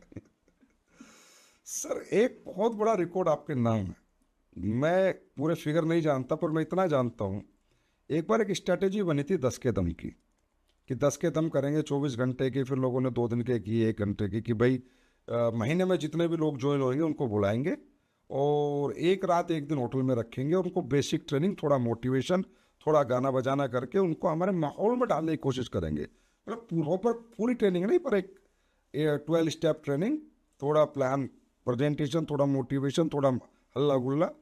और उससे क्या होगा कि जो नए नए लोग आए हैं ना, ज़्यादा लंबा हमसे दूर नहीं रहेंगे, हमसे चिपक जाएंगे। उसमें आपने 60-70 दिन, 80 दिन, पता नहीं कितने दिन आप लगातार घर से बाहर रहे थे। 3 महीने से। वही पूछना चाह रहा हूँ। और आपने कई हजारों को खुद ट्रेनिंग, मतलब आपके पास उस टाइम पे बहुत सारी डाउनलाइन भी थी, अचीवर भी थी, पर खुद आपने पूरे 10 के दम के 24 घंटे के बैच निपटाए थे। क्या फिगर था सर? तो कितने दिन बाहर रहे थे? उस समय सर 2017 की ये बात है, मैं स्टार सफायर था और कंपनी में अनाउंस हुआ कि 10 कदम ट्रेनिंग करना है।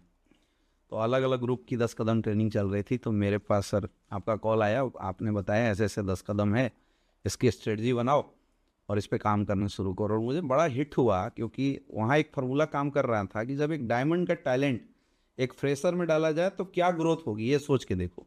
क्योंकि जनरली क्या होता है, एक डायमंड स्टार सफायर को सिखाता है तो 90% सिखाता है, स्टार सफायर उसके नीचे को सिखाता है तो 90%, तो नीचे जाते जाते 5 लेयर के बाद पता चलता है कि ओरिजिनल जो एजुकेशन है वो डाइट कर गया, मर गया। लेकिन इस ट्रेनिंग में ऐसा था कि सीनियर लीडर फ्रेशर्स को बेसिक काम सिखाएगा।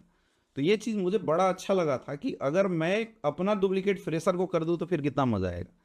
तो हमने एक फर्स्ट बैच बनाया था 30 लोगों का, जो मेरी की कोर 30 लोग थे, मैंने उसका एक बैच बनाया और मैंने फर्स्ट 10 कदम ट्रेनिंग लिया।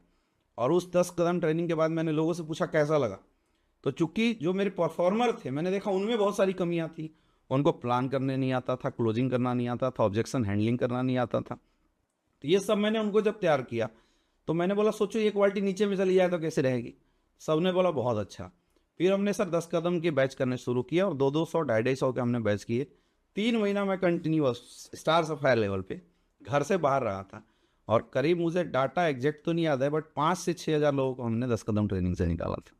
और उसका फ़ायदा ये हुआ सर, 3 महीने बाद जो मेरी सेल थी अबाउट टू कैपिंग, मतलब मेरा 120-140 आईडी का उस समय बिजनेस रहा होगा, लेकिन उसके बाद 300-350-400 आईडी का मेरा बिजनेस 3 महीने बाद। हाँ, 3 महीने बाद मैं स्टार सफायर से फटाफट डायमंड बन गया।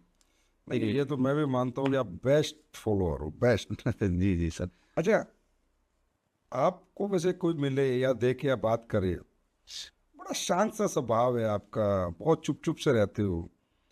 मैंने तो मतलब अगर आपको किसी ने ट्रेनिंग में ना देखा हो तो सोचेंगे हमें तो बोलता ही नहीं होगा। इतने शांत रहते हो, इतने एग्रेसिव तरीके से काम करते हो, ऐसे कैसे? एक्चुअल सर मेरा जो शांत रहना है वो इसलिए है क्योंकि मैं एक बहुत अच्छा लर्नर हूँ। मेरी आदत है कि मैं कभी भी अपने से बड़ों के सामने ज़्यादा बोलता नहीं। सर आप लोगों ने भी वॉच किया होगा कि मैं जब भी आपके पास हूँ या शिव कुमार सर के पास या महिपाल सर के पास बैठा रहता हूँ तो मैं सीखता हूँ, क्योंकि मुझे ऐसा लगता है कि मुझे बहुत कुछ अभी सीखने की ज़रूरत है। उम्र भी मेरी कम है, मेरा तजुर्बा भी कम है, तो मैं सीखता हूँ। और बोलते हैं कि अगर सीखना है तो शांत स्वभाव से माइंड ओपन करके बैठना बहुत ज़रूरी है। यही रीज़न है और कोई रीज़न नहीं है। तो मैं जब भी बैठता हूँ मैं शांत इसलिए रहता हूँ ताकि शांत रहेंगे तो हम सीखेंगे। आपको पता है आपसे बहुत लोग सीख रहे हैं। मैं अभी एक दिन यूट्यूब पे आपका चैनल देख रहा था, मुझे लगता है 4-5 लाख फॉलोअर्स वहाँ पर हैं। जी इंस्टा पे आपके 4-5 लाख फॉलोअर्स है, फेसबुक पे मतलब 1.5 मिलियन के आसपास आपका सोशल मीडिया पे फॉलोअर है जो आपसे डायरेक्ट सेलिंग सीख रहे हैं। जी। ये आपके लिए बहुत गर्व की बात है और इस इंडस्ट्री के लिए बहुत गर्व की बात है कि वो एक ऐसी पर्सनैलिटी से सीख रहे हैं जिस पर्सनैलिटी में ही अपने आप में कुछ खास बात है। ये तो सर आपने बनाया है। नहीं, रियली में, और मैं इस चीज़ को देख रहा हूँ और ये मुझे पता है कि एक दिन इस डायरेक्ट सेलिंग का best education system 100% Amit Dubey sir के पास होगा। कोशिश यही रहेगी सर, इंसान अपने जीवन में वही करता है जिसकी उसको कमी महसूस हुई है। मैंने 4-5 साल इस चीज़ की बड़ी कमी महसूस करी कि मुझे कोई सिखाता, मुझे कोई बताता, बहुत कमी मुझे ऐसा लगा था। तो अब मुझे ऐसा लगता है कि मैंने वो मिशन बनाया कि जो कमी मुझे डायरेक्ट सेलिंग करियर में मिली थी, वो कमी मेरे माध्यम से अगर कुछ लोगों की सही हो जाती है, पूर्ण हो जाती है, तो मेरे लिए सबसे बड़ी सौभाग्य की बात है। मैं इसलिए सर इसमें लगा रहता हूँ। फट्टे चक दिए पर आपने सिस्टम में, तो एजुकेशन में तो फट्टे चक दिए आपने। अमित सर, इतने बड़े रैंक में आने के बावजूद भी आज भी आप 28 दिन घर से बाहर रहते हो। आप सिर्फ ब्रांड एम्बेसडर, एक रैंक है बहुत बड़ा, उससे 2 कदम पीछे हो। और बात करूं तो सेल्स आपकी खूब है, आईडीज सारी कैपिंग पे हैं, फिर 28 दिन घर से बाहर क्यों? रिस्पॉन्सिबिलिटी है सर। जिम्मेदारी। जब शुरुआत में काम करता था तो मैंने डायरेक्ट सेलिंग शुरुआत में काम किया खुद की करियर बनाने के लिए, और जब मेरी करियर बनी तो आज जब मैं नीचे देखता हूँ तो मुझे अपने जैसे बहुत सारे लोग नीचे दिखाई देते हैं, और मुझे इस जिम्मेदारी का एहसास है कि जैसे इन लोगों ने मेरा तब साथ दिया जब मैं कुछ भी नहीं था। लोग मेरे कहने पर ट्रेनिंग में आए, मीटिंग में आए, सेल्स किया, बिजनेस डेवलप किया। तो आज मेरी ये नैतिक रिस्पॉन्सिबिलिटी बनती है, जिम्मेदारी बनती है कि मैं तब तक काम करूं जब तक ये जो लोग हैं इनकी करियर में बन जाए। ये वजह है सर। मेरे घर में भी लोग बोलते हैं कि यार इतना पैसा कमाने के बाद तेरी पैसे की भूख नहीं मिटती है क्या? सही बात है, बोलते होंगे। अब मैं उनको कैसे समझाऊं कि ये जो आज काम कर रहा हूं ये पैसे के लिए काम नहीं कर रहे हैं। आज सर जो काम कर रही है वो अपनी रिस्पॉन्सिबिलिटी के लिए काम कर रहे हैं, जो लोगों के प्रति मेरी रिस्पॉन्सिबिलिटी ऊपर वाले ने दिया है। और मुझे ऐसा लगता है कि आज अगर मेरे 1 घंटा कहीं टाइम देने से, मेरे 1 दिन की ट्रेनिंग कर देने से, मेरी किसी की काउंसलिंग कर देने से अगर किसी की ज़िंदगी बदल जाती है, तो मेरे लिए इस जन्म में इससे बहुत बड़ी चीज़ कुछ भी नहीं हो सकता। इसीलिए सर मैं लगातार आज बाहर रहता हूँ, और आप सही बता रहे हैं सर, लगभग 30 दिन में 28 दिन मैं दिखाई देता हूँ बाहर। मैं कभी घर पे गया और 2 दिन मुझे अगर कोई बोल देना कि ऐसे तू पड़ा रह, तो मैं पागल हो जाऊँगा। सिचुएशन ऐसी है। मुझे मजा अच्छा लगता है लोगों के बीच में जाना। पैशन बन गया हाँ, आपका। पैसन है सर। मैं मतलब लोगों से मिलना, ट्रेनिंग करना, मीटिंग करना, काउंसलिंग करना, प्लान करना, ये सब मुझे अच्छा लगता है। अच्छा, मैं एक बात बड़े गर्व से कह सकता हूँ इस प्लेटफॉर्म से कि एसलीपीएस वेलनेस के लीडर्स जितनी मेहनत, उनके जितना सेक्रीफाइस, उनके जितना मार्केट में सपोर्ट, गारंटी दे सकता हूँ इस वर्ल्ड में किसी कंपनी के लीडर अपनी टीम को नहीं पूछा रहे। एसलीपीएस के लीडर ये हैं जो करोड़ों करोड़ों कमा के भी 28 दिन बाहर रह रहे हैं। ये मैं प्रैक्टिकली बता रहा हूँ, इसके मेरे पास डाटा है, क्योंकि मैं देखता हूँ और कंपनियों में थोड़े से पैसे कमाने के बाद घर पे रेस्ट, आराम, पोजीशन, और हमारा लीडर फिर मैं पूछता हूँ अपने पैसे, नहीं नहीं सर, लोगों के लिए। ये संस्कार आप लोगों में है, ये देख के बड़ा अच्छा महसूस होता है। ये संस्कार सर आप लोगों ने दिया है। आज जब हम लोग आपको देखते हैं दिन रात काम करते हुए, तो कई बार तो हम लोग मोटिवेट हो जाते हैं। मैं खुद मोटिवेट होता हूँ। यार हमें तो सिर्फ सेल्स देखना है, आपको सर कंपनी देखना होता है, मैनेजमेंट देखना होता है, लाइजनिंग देखना होता है, सेल्स देखना होता है। जब आपको सर हम बाहर इस लेवल पे जाते हुए देखते हैं तो हमें लगता है मेरे 28 दिन तो कम है, 30 के 30 दिन भी रह जाए तो अपनी कम है। हमने ना एक ऐसा प्लेटफॉर्म चुन लिया जहाँ सिर्फ हमारी भविष्य नहीं, आम जनता का भविष्य है। तो ये तो भगवान सबको बनाता है। भगत सिंह को शहीद होने के लिए बनाया था, महात्मा गांधी को आंदोलन करने के लिए बनाया था, बापू को, जी, सरदार पटेल को जिम्मेदारी दी थी, अंबेडकर को संविधान कि आप संविधान लिखो, डॉक्टर भीमराव अम्बेडकर को, सरदार पटेल को कहा पूरी रियासत इकट्ठी करके एक नए हिंदुस्तान का निर्माण करो। जिम्मेदारी दी है शायद भगवान ने हम लोगों को, अब ये निभानी पड़ेगी। अब हमारी पर्सनल लाइफ खत्म हो चुकी है, अब लोगों के लिए जीना पड़ेगा। और हम लोग सर इसको मरते दम तक निभाएंगे। ये गॉड सोच ब्लेस, अंदर आ गई है। God bless us, God bless every SLPS direct seller. अच्छा, मैं तो भाई इस लेवल पे आने के बाद, इतना पैसा कमाने के बाद, जैसे मैं पहले ही पूछता हूँ कि आपकी कितनी आईडी कैपिंग पे? अभी सर 2 है। 2 कैपिंग पे प्रॉपर। रॉयल एम्बेसडर 1 पे रैंक है, दूसरी पे, ब्लैक डायमंड, दूसरी पे ब्लैक डायमंड है। और आपके एक भाई भी हैं, उनकी भी कैपिंग है, अश्वनी दुबे। वो भी आप अपने छोटे भाई को भी धंधे में ले आए, उनको भी आपने इतना ट्रेंड किया। और ये बहुत बड़ी बात है कि आपका भाई आया और सीधा कैपिंग पे पहुंचा दिया, और आपने उसे बिल्कुल सपोर्ट नहीं किया। भी मुझे पता है आप जाते भी नहीं उसकी टीम मीटिंगों में। तो ये भी एजुकेशन सिस्टम का ही कमाल है आपके, कि आपने ऐसा एजुकेट कर दिया कि एक और अमित दुबे मार्केट में छोड़ दिया, जितने बहुत सारे तो आपने छोड़ ही रखे। 3 आईडी पे कैपिंग, इतनी बड़ी अचीवमेंट्स। इसके बावजूद मैंने देखा है कि जब भी कोई, क्योंकि देखो होता क्या, हमारा एक नेचर है कि जब पैसा और पावर आती है तो लोग पॉलिटिक्स करने लगते हैं, इसकी उधर उसकी इधर, कभी इसकी बुराई कभी उसकी भलाई, कभी उसके बारे में गलत, कभी अपलाइन के बारे में गलत, कभी डाउनलाइन के बारे में गलत, कभी कंपनी गलत, कभी सिस्टम गलत, वो अच्छा है वो बुरा है, इन चीज़ों में फंस जाते हैं। मैंने देखा है, मैं बहुत नज़दीकी से लोगों को वॉच करता हूँ, लोगों को लगता होगा सही से कुछ नहीं पता, प्रैक्टिकल में सबको वॉच करता हूँ। मैंने देखा कहीं से चुपके से निकल जाते हो, कहीं नेगेटिव बातें होती है, कहीं पॉलिटिक्स होती है, सिर्फ अपने काम से काम, अपने काम से काम। ये शिक्षा कहाँ से मिली आपको कि भाई इतने बड़े लेवल पर आने के बाद इन चीज़ों में फंस गए तो बनाया नेट खत्म हो जाता है? एक्चुअली सर मैंने कहीं पढ़ा था कि 3 तरह की पावर होती है, मनी पावर, मैन पावर और माइंड पावर। ऊपर वाले के आशीर्वाद से हमारे पास तीनों है। माइंड पावर भी परमात्मा ने दिया माँ सरस्वती के आशीर्वाद से, मनी पावर एसलीपीएस वेलनेस ने दिया और मैन पावर भी एसलीपीएस वेलनेस ने दिया। और जब भी किसी इंसान के अंदर पावर आती है तो बोलते हैं पावर ही पॉलिटिक्स को जन्म देता है। लेकिन मेरा ये पिछले 11 साल का एक्सपीरियंस रहा, मैंने देखा है कि आज तक डायरेक्ट सेलिंग के अंदर जिन लोगों ने भी पॉलिटिक्स किया वो ज़्यादा दिन सस्टेन नहीं हो पाए। मैंने पिछली संस्था में भी देखा कि बड़े बड़े लीडर जिनकी मतलब 20-20 लाख लोगों की नेटवर्क थी, उनकी टीमों में जिस दिन पॉलिटिक्स शुरू हुई पूरी टीम खत्म हो गई, मर गए लोग। अच्छा, मुझे इस चीज़ से एक सीख मिली कि जब लोग मरे तो उस बंदे का तो लॉस हुआ ही हुआ, जो 2 अपलाइन डाउनलाइन लड़े उनका तो लॉस हुआ ही हुआ, लेकिन सबसे ज़्यादा लॉस उन बच्चों का हो गया जो उनके नीचे थे।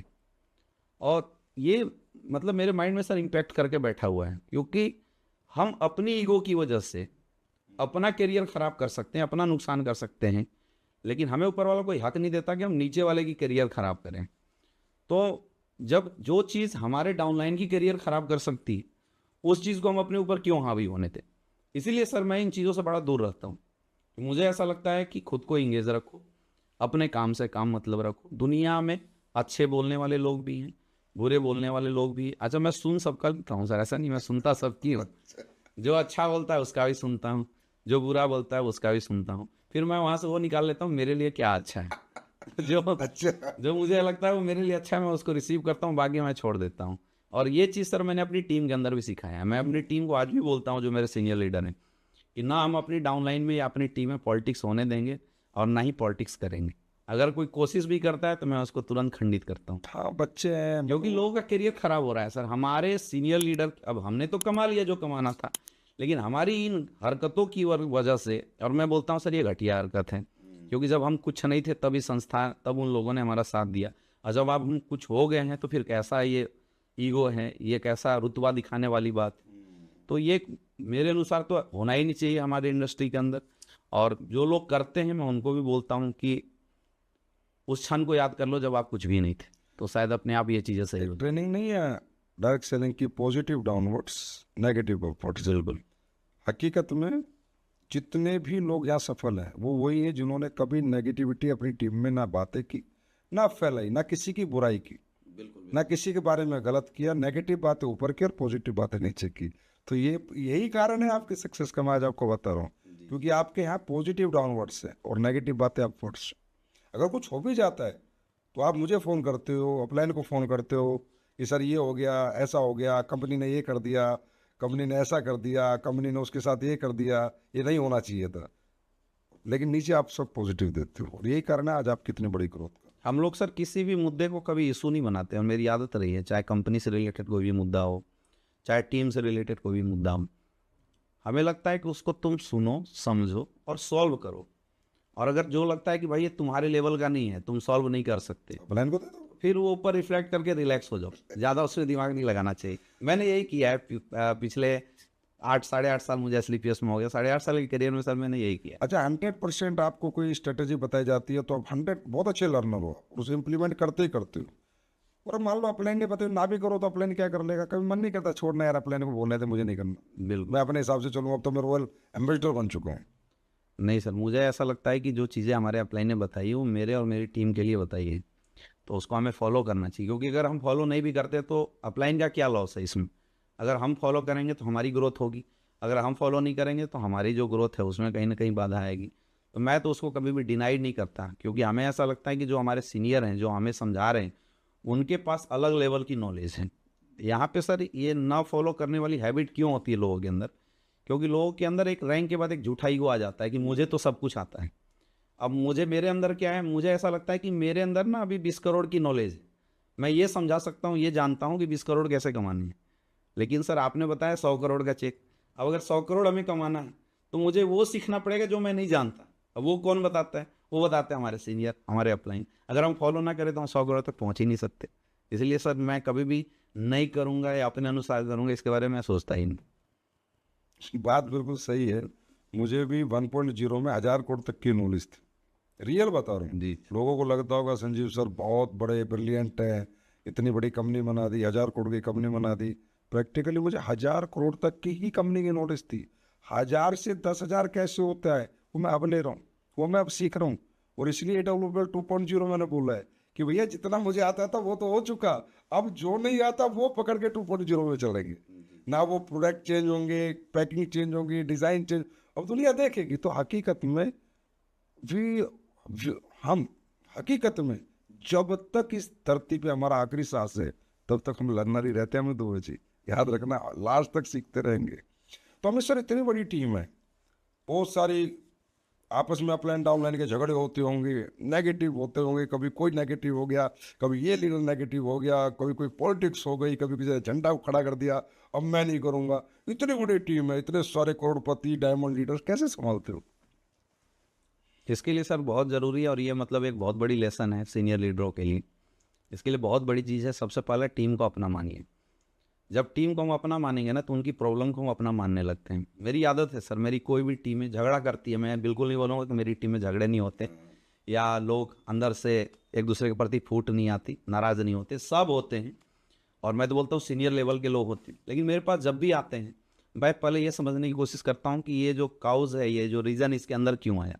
और मैं बहुत पेशेंसफुली लोगों की बातों को सुनता हूँ, पेशेंस के साथ सुनता हूँ, एनालाइज करता हूँ, और उचित अनुचित का एक लोगों को मैं जो रिस्पॉन्स होना चाहिए वो रिस्पॉन्स देता हूँ।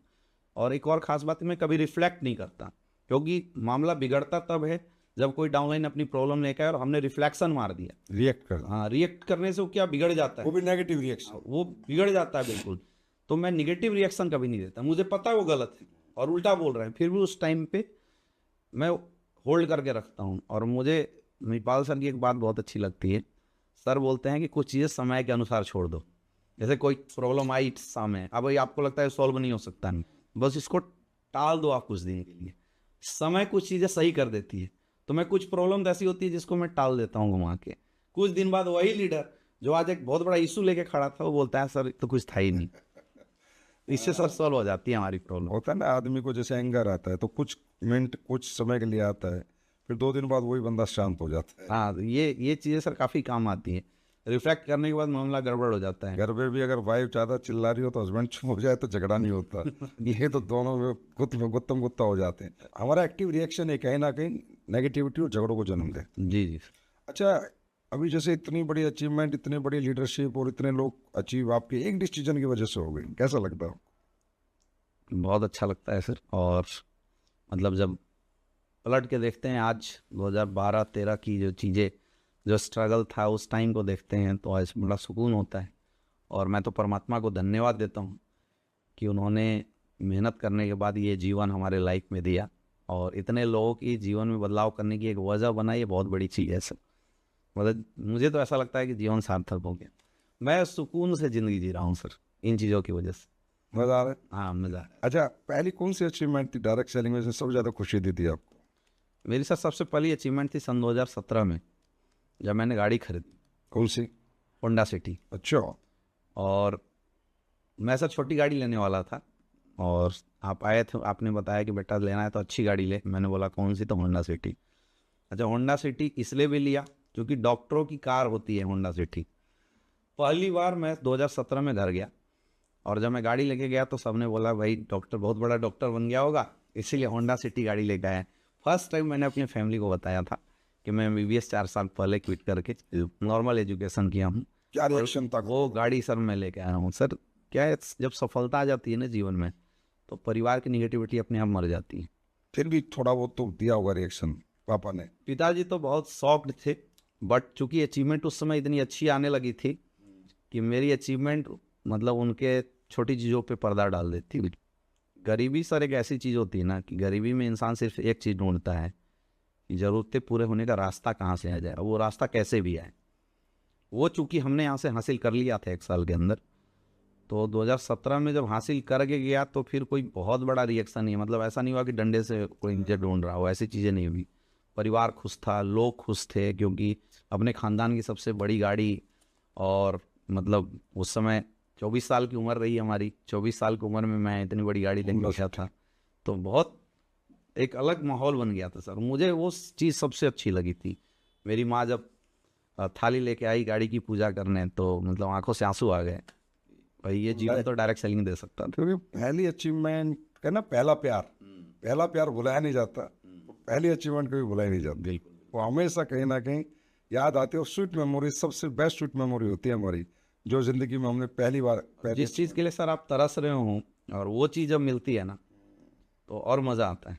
क्योंकि इस अचीवमेंट के लिए मैं 6 साल इंतज़ार किया था स्ट्रगल के साथ, फिर वो जब आया तो फिर बहुत खुशी हुई। अमित दुबे सर, ऐसी कौन सी 5 खूबियाँ आपको लगता है आपके अंदर है जो सबसे आपको अलग बनाती हैं और जिनको फॉलो करके आप यहाँ पहुँचे? सर हमारे अंदर अलग खूबियाँ तो नहीं है, लेकिन डायरेक्ट सेलिंग की जो 5 चीज़ें हैं जो हमें बताया जाता था वो हमने अपने अंदर लाया है। सबसे पहली चीज़ होती है बिलीव। मैंने इसी फील किया है कि जब हम 100% बिलीव के साथ इस काम को करना शुरू किए तो काम में मतलब गजब का रिजल्ट आया। तो मुझे 100% मतलब 100% विश्वास है हमारी संस्था के ऊपर, हमारे अपलाइन के ऊपर, हमारा प्रोडक्ट के ऊपर 100% विश्वास है। मतलब अगर 5000 लोग एक तरफ खड़ा होकर बोले कि नहीं ये जी गलत है, तो मैं इकलौता ऐसा हूँ जो खड़ा होकर बोल सकता हूँ नहीं ये सही है। उस लेवल का विश्वास मेरे अंदर रहा है। दूसरी चीज़ है, कोई भी काम डेवलप करने के लिए पेशेंस चाहिए। तो ऐसा नहीं कि रातों रात कुछ भी हो जाता है। कई बार ऐसा होता है कि आप बहुत मेहनत कर रहे होते हैं और रिजल्ट अच्छी नहीं आती, और कई बार ऐसा होता है कि कम मेहनत से अच्छी रिजल्ट आती है। अब वो कब आएगा सिचुएशन, जब हम पेशेंस के साथ लगे रहेंगे।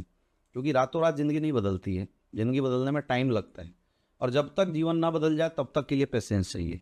वो पेशेंस मैंने महसूस किया है कि जब तक रहेगा तभी काम होगा। बोलते हैं सबके मेहनत का कोटा है, अब कितने दिन में वो कोटा भरेगा ये बहुत ज़रूरी है। तीसरी चीज़ कंसिस्टेंसी, मतलब लगातार काम करना। आप 6 साल से लगे हैं, लेकिन 6 साल में अगर आपने 6 महीना काम किया तो कोई मतलब नहीं बनता है।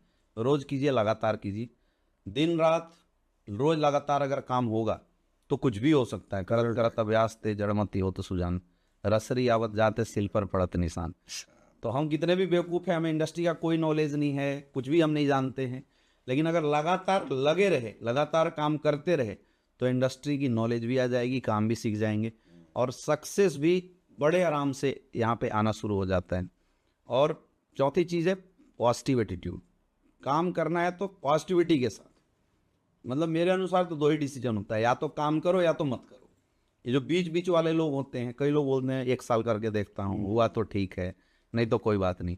तो मैं बोलता हूँ मत कर, उससे बढ़िया सही बात है, कुछ और कर ले। हाँ कुछ और फिर करना ही नहीं है। अगर डाउट है तो मत कीजिए, और अगर दिमाग में 100% पॉजिटिविटी है कि नहीं काम करना है, तो 100% पॉजिटिविटी के साथ आप लगातार काम कीजिए, सक्सेस आएगी, और इसमें कहीं कोई डाउट नहीं है, कहीं कोई डाउट नहीं है। और इस इंडस्ट्री के लिए जो सबसे खास चीज़ है सर, जो मेरे अंदर है, अपलाइन के प्रति समर्पण। एक बार जिस इंसान को आप मान लो ना कि ये इंसान मेरी ज़िंदगी बदलेगा, फिर समर्पित हो जाओ। फिर अगर लगे कि वो गला काट रहा है ना, तो मैं बोलता हूँ गला कटवा दो, भगवान शंकर जैसे दोबारा जिंदा कर देगा। ये बहुत ज़रूरी। ये 5 चीज़ें मैंने इस इंडस्ट्री के अंदर अपने व्यक्तित्व के अंदर इन 5 चीज़ों को ढाला है, और मुझे इसका काफ़ी फ़ायदा मिला। और बोल सकते हैं कि अगर इतनी बड़ी सक्सेस आई है तो इनमें 5 चीज़ों का बहुत बड़ा रोल है। इन्हीं के साथ सर मैं तो काम किया। अमित दुबे जी, जैसे आपने रोज करो, लगातार करो, पॉजिटिव रहो, इसका ना खड़े रहो, डटे रहो भाई। जिंदगी में कब क्या बदल जाए, कब क्या हो जाए, किसी को मालूम नहीं। कोई एक कहावत है ना, when you get big break in your life you don't no.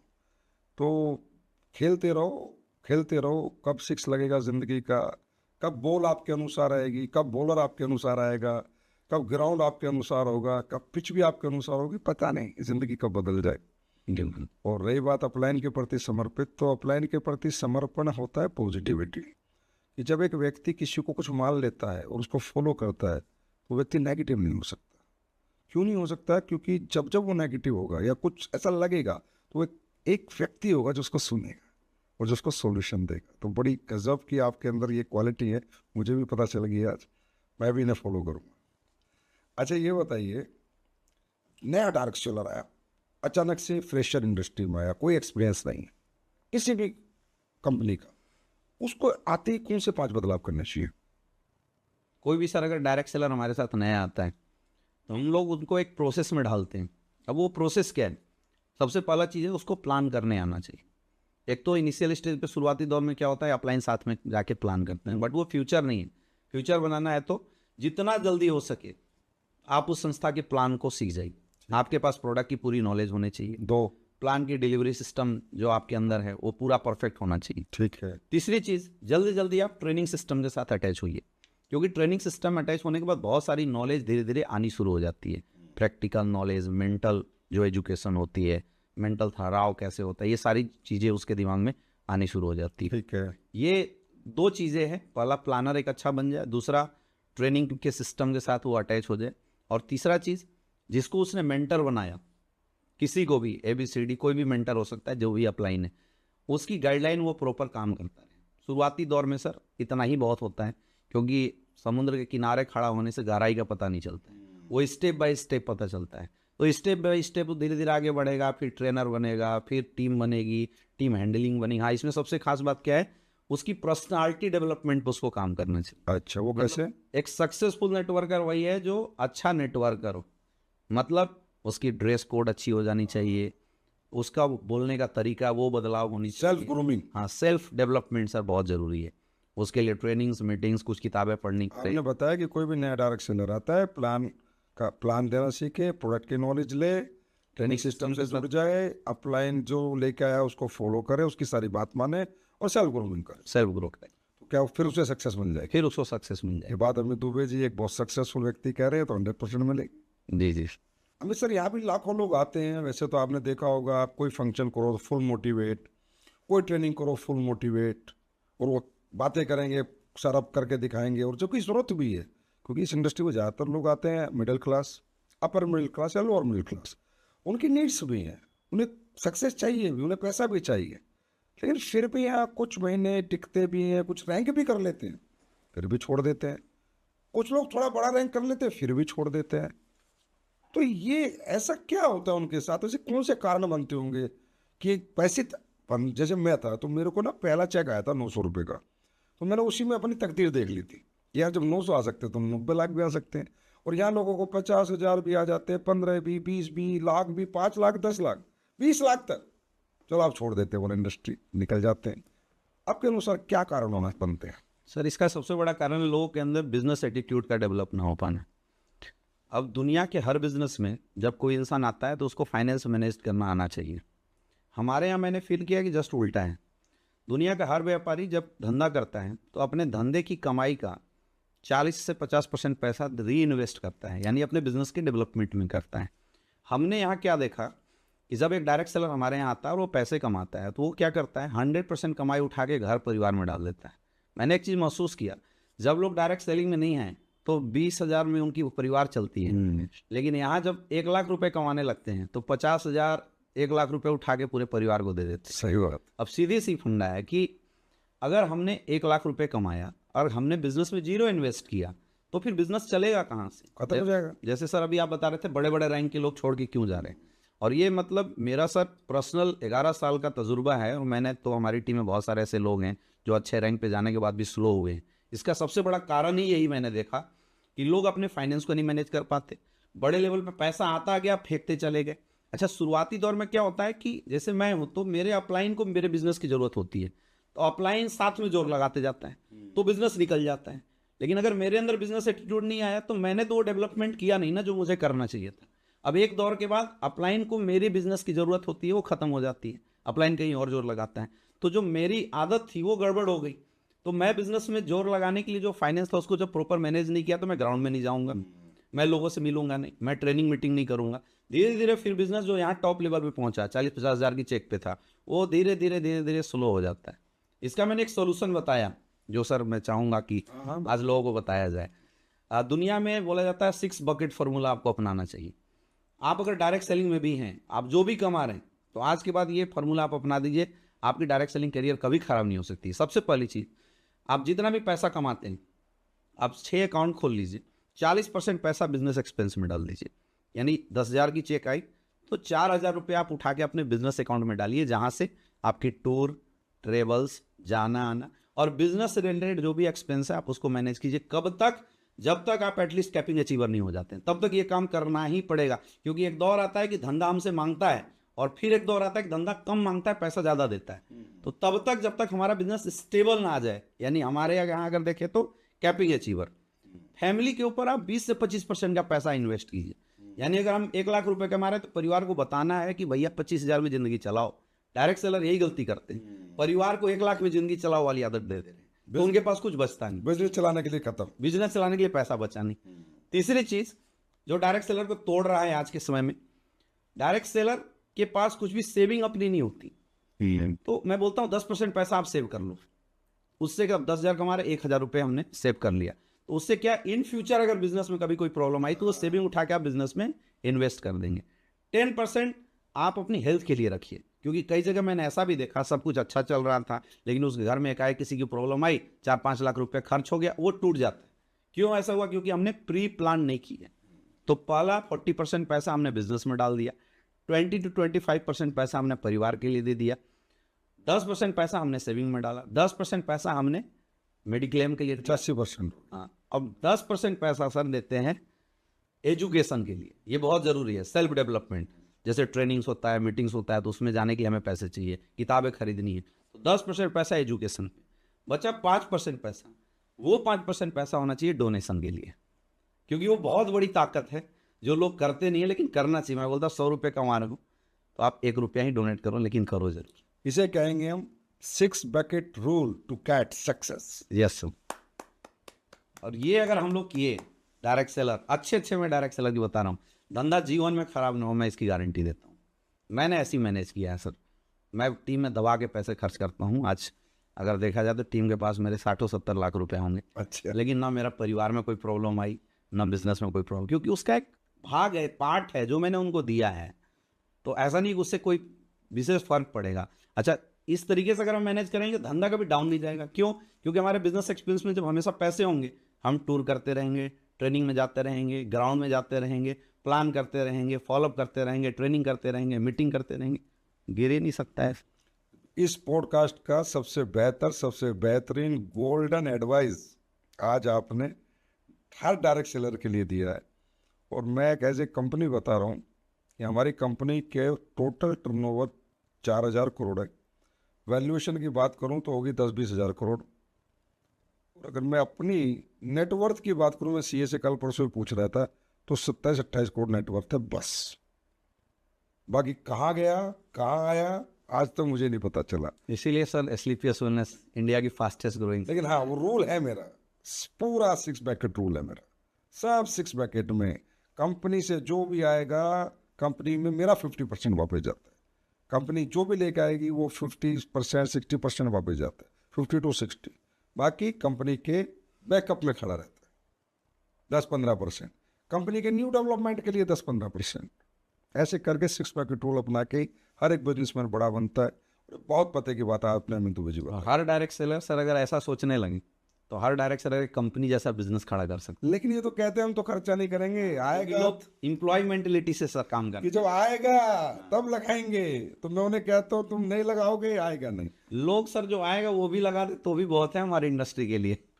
अगर हम ये ना बोले कि तुम बाहर से लगाओ, जो आ रहा है उसको भी अगर ऐसे डिस्ट्रीब्यूट कर दे तो भी धंधा बड़ा हो जाए, इजीली बड़ा हो जाए, बहुत इजीली। तो सर ये बात तो काफी पता है लोगों को, आज आपने भी बता दी है, कल लोग भी सुन लेंगे। और मैं तो सालों से एलएलटी में बता रहा हूँ, 10 साल से। तो फिर ये खर्चा करते क्यों नहीं, होता क्यों नहीं, ये समझते क्यों नहीं?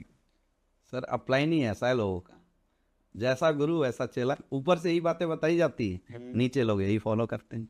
और अप्लाई नहीं, 6 बैकेट रूल नहीं अपना रहा तो डाउनलाइन कहाँ से अपना? ऊपर वाले अपनाने लगे, नीचे वाले में अपने आप कॉपी होना शुरू हो जाएगा।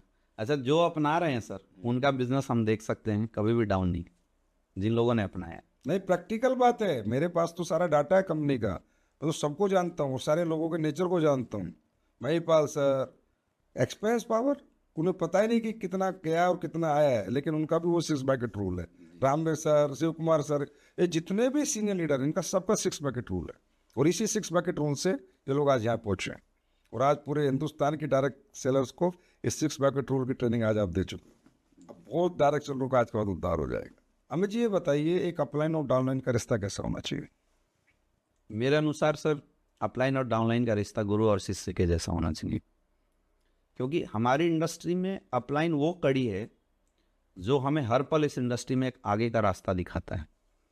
अगर आपको किसी से सीखना हो, किसी से अगर आपको गाइडलाइन लेना हो, तो उस इंसान के प्रति आपकी सच्ची भावना होनी चाहिए। जैसे गुरु शिष्य हम क्यों बोल रहे हैं, यहाँ हम एक मेंटर शब्द भी इस्तेमाल कर सकते थे, लेकिन गुरु शिष्य इसलिए बोल रहे हैं कि गुरु और शिष्य का रिश्ता डिवोशन के साथ कनेक्टेड होता है, समर्पण के साथ कनेक्टेड होता है। मेंटर्स के साथ ऐसा नहीं है।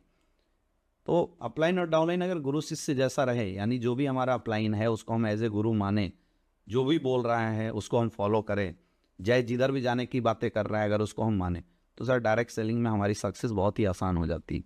अमित जी, आज जो हमारा यूथ है, यंगस्टर है, जो 18 साल बाद अपने जीवन में किसी कैरियर का चुनाव करना चाहता है, बहुत सारे बच्चे आज बीटेक करते हैं, एमटेक करते हैं, एमबीए करते हैं, बीबीए करते हैं, साइंटिस्ट बनते हैं, आर्किटेक्ट बनते हैं, ठीक है, सबकी अपनी चॉइस है, सबके अपने प्रोफेशन है। कोई डॉक्टर बनना चाहता है, लेकिन नेटवर्कर बनना बहुत कम चाहते हैं। ये कब होगा इस देश में कि एक यूथ नेटवर्कर बने? आप एक यूथ को क्या मैसेज देना चाहिए कि वो नेटवर्किंग को भी एक करियर समझे, एक प्रोफेशन समझे, और यहाँ आके वो उन कैरियर से बेहतर परफॉर्म भी कर सकता है? क्या मैसेज देना चाहेंगे देश के यूथ? एक्चुअल सर ये चीज़ें 2021 से पहले तो लागू थी, बट जब से 2021 के बाद रूल्स आई है, आज माहौल बिल्कुल इस देश का बदल गया है। क्योंकि हम लोग ग्राउंड में जाते हैं तो मैंने इस चीज़ को पर्सनली देखा है कि आज लोग डायरेक्ट सेलिंग में अपनी करियर को देख रहे हैं।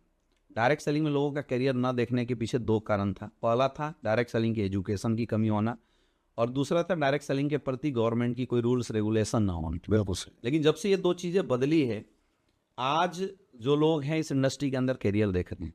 मैं तो सीधी सी चीज़ बोलता हूँ, नेटवर्क मार्केटिंग इंडस्ट्री एक अपॉर्चुनिटी ही तो है। कोई भी इंसान पढ़ाई लिखाई करता है, किस लिए पढ़ाई लिखाई करता है? ताकि वो जिस सब्जेक्ट को लेके आगे बढ़ रहा है उस सब्जेक्ट में कुछ अपॉर्चुनिटियां हैं जिसको वो ग्रैब करके अपनी करियर बनाएगा। कोई मेडिकल पकड़ रहा है तो डॉक्टर बन के करियर बनाएगा, किसी ने मैथ पकड़ा है तो इंजीनियर बन के, कोई सीए बन के अपनी करियर बनाएगा। तो मैं तो लोगों को बोलता हूँ कि ज़रूरी नहीं है डायरेक्ट सेलिंग इंडस्ट्री में आप करियर बनाइए। अगर आपको लगता है कि डायरेक्ट सेलिंग के बाहर कोई ऐसा प्लेटफॉर्म है जहाँ पे आप काम करके, जहाँ पे पढ़ाई करके आप बहुत टॉप लेवल की करियर बना सकते हैं, तो आपको वो बनाना चाहिए। लेकिन अगर आप ये सोचते हैं कि वहाँ के अलावा एक ऑप्शन क्या है, तो डायरेक्ट सेलिंग एक ऑप्शन है। मैंने अभी पिछले कुछ दिनों पहले किसी को कहते हुए सुना था कि डायरेक्ट सेलिंग वो लोग आते हैं जिनके पास कोई एजुकेशन नहीं होता, कोई काम नहीं होता। ऐसा बिल्कुल नहीं है सर, मैं एक एग्जाम्पल हूँ। बहुत सारे एग्जाम्पल हो चुके हैं विदेश में, और सर मेरे अलावा भी बहुत सारे एग्जाम्पल हैं। आज बहुत अच्छे अच्छे मतलब रेंज के ऑफिसर्स हैं जो आईएएस आईपीएस लेवल पे हैं, जो अपनी जॉब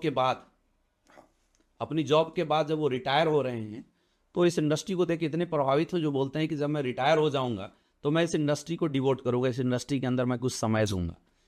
अब देंगे नहीं देंगे वो बात अलग है, लेकिन उनका ये व्यू, ये जो परसेप्शन इस इंडस्ट्री के प्रति आई है, ये परसेप्शन बताता है कि आने वाले समय में डायरेक्ट सेलिंग इंडस्ट्री का जो समय हो काफ़ी अच्छा गोल्डन आने वाला है। आज सर बहुत सारे ऐसे लोग हैं जो बड़े बड़े कंपनियों के अंदर जीएम एजीएम लेवल पे कॉर्पोरेट सेक्टर के अंदर थे, मल्टीनेशनल कंपनियों के अंदर थे, और जब 2022-2020 के कोविड में उनकी नौकरियां गई तो लोगों ने डायरेक्ट सेलिंग को एक पॉजिटिव नज़रिए से देखना शुरू कर दिया। अब वो एक पार्ट टाइम में साथ में एक बिजनेस डेवलप करने की बात कर रहे हैं, जहां पे अगर उनकी वर्तमान आय अगर इनकेस कभी कोई प्रॉब्लम आए तो एक साथ में सपोर्टिव रहेगी। तो इसका मतलब इन चीज़ों से ये समझ में आता है कि हमारी इंडस्ट्री का जो लोगों को देखने का नज़रिया था वो बिल्कुल बदल रहा है। आज बहुत सारे युवाओं को मैं देख रहा हूँ जो इस इंडस्ट्री में एज ए करियर बात कर रहे हैं। मैंने देखा है 10th-12th करने के बाद बहुत सारे ऐसे बच्चे हैं जिनसे जब ग्राउंड में पूछा जाता है कि बेटा क्या बनना चाहते हो, तो वो बोलते हैं कि मैं एक अच्छा नेटवर्कर बनना चाहता हूँ। तो वो एग्जाम्पल सर सेट हो रहे हैं। हम डॉक्टर क्यों बनना चाहते थे? क्योंकि हमने देखा था अपने समाज में कि कोई डॉक्टरी करके आया तो उसकी इज्जत थी, रिस्पेक्ट थी, और पैसा अच्छा कमा रहा था। इंजीनियर क्यों बनना चाहते थे? क्योंकि हमने देखा कि इंजीनियरिंग करने के बाद हमारे समाज में जो लोग थे उनकी रिस्पेक्ट थी और पैसे अच्छा कमा रहे थे। अब वो चीज़ जब डायरेक्ट सेलिंग के माध्यम से जब एग्जाम्पल दिखाई देंगे तो why the people will not choose the direct selling industry? Obviously उनके पास सर एक ऑप्शन रहेगा और लोग देखेंगे आने वाले समय। इसमें मेरी भी एक सलाह है कि जितने भी लोगों के पास इन कॉलेजेस का एक्सेस है, इंजीनियरिंग का या बीटेक एमबीए का यूनिवर्सिटीज़ का एक्सेस है जिनके भी पास, वो लोग उनके ओनर से मिले और उन्हें डायरेक्ट सेलिंग की एक अवेयरनेस प्रोग्राम दे के आए। जी सर, बहुत ज़रूरी। यूथ को बताए, चाहे वो कोई भी लीडर हो, किसी का भी एक्सेस हो, जाइए डायरेक्ट सेलिंग क्या है, टाइम फ्रीडम कैसे आता है, मनी फ्रीडम कैसे आता है, टैलेंट कैसे मल्टीप्लाई होता है, टाइम कैसे मल्टीप्लाई होता है, विदाउट रिस्क ये बिजनेस कैसा है, एक एजुकेशन सिस्टम यहाँ आपको डेवलप करने में कैसे काम करता है। ये अवेयरनेस प्रोग्राम मेरे अनुसार इस देश के सभी कॉलेज में चलाना चाहिए, चाहे यूथ अट्रैक्ट हो चाहे ना हो। आज बहुत सारे कॉलेज और स्कूल हैं सर जिसके अंदर कैरियर काउंसलिंग होती है। मतलब वहाँ पे हर इंडस्ट्री के एक्सपर्ट जाते हैं और लोगों को बताते हैं क्या क्या ऑप्शन है उनके पास आगे बढ़ने का। तो हम लोग उन स्कूल और कॉलेजेस के अंदर भी डायरेक्ट सेलिंग को एज ए ऑप्शन इंट्रोड्यूस कर सकते हैं। इस इंडस्ट्री की बातें बता सकते हैं, ये इंडस्ट्री कितना सेफ है और इस इंडस्ट्री में करियर कितना बड़ा है।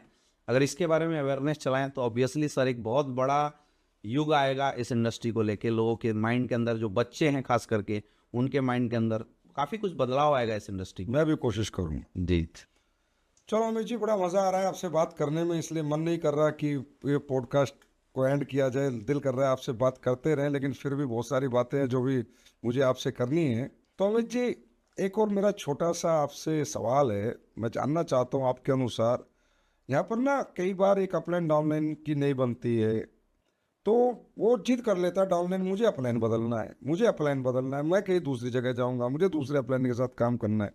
ये आपके अनुसार कहाँ तक सही है?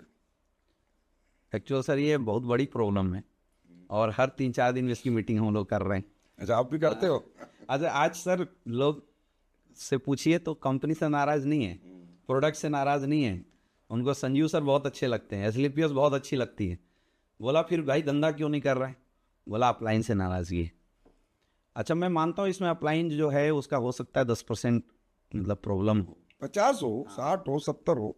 लेकिन मुझे सर इस पे ना एक कहानी याद आती है, मैं थोड़ा सा सर चाहूँगा बताना। एक बार क्या था, अरब का बहुत बड़ा आदमी था और उसने सोचा कि मैं गुरु की तलाश करता हूँ, जुनैद। उसने गुरु की तलाश करने के लिए ठानी कि मैं अपने जीवन में एक अच्छा गुरु बनाता हूँ। तो वो टहलने लगा, घूमने लगा, सबसे पूछने लगा। तो उसके गांव के बाहर एक फ़कीर बैठा था और उससे पूछा, बता भाई गुरु अच्छा कौन होगा? तो उसने गुरु की कुछ खास क्वालिटी बताई कि भाई गुरु वो होगा जो पीपल के वृक्ष के नीचे बैठा होगा, धुनी रमाए होगा, चंदन लगाए होगा और प्रभु का गुणगान करता होगा, गेरुआ वस्त्र पहना। ऐसे 5-10 क्वालिटी उसने बताया। बोले ये क्वालिटी जिसके अंदर होगी ना तो उसको अपना गुरु बनाने लगा, तेरा जिंदगी चल जाएगा। अब वो क्वालिटी माइंड में रख के और घूमना शुरू किया। वो कहीं जाए तो कोई धुनी रमाए तो पीपल का वृक्ष नहीं था, कोई इंसान कहीं किसी के पास जाए तो वो पीपल के वृक्ष के नीचे बैठा लेकिन वो गेरुआ वस्त्र में नहीं था। उसने अपने जीवन के 20 साल गुजार दिए लेकिन उसको गुरु नहीं मिला। फिर थक हार के वो बड़ा परेशान हुआ, पूरे वर्ल्ड में ट्रेवल किया, उसको गुरु कहीं नहीं मिला।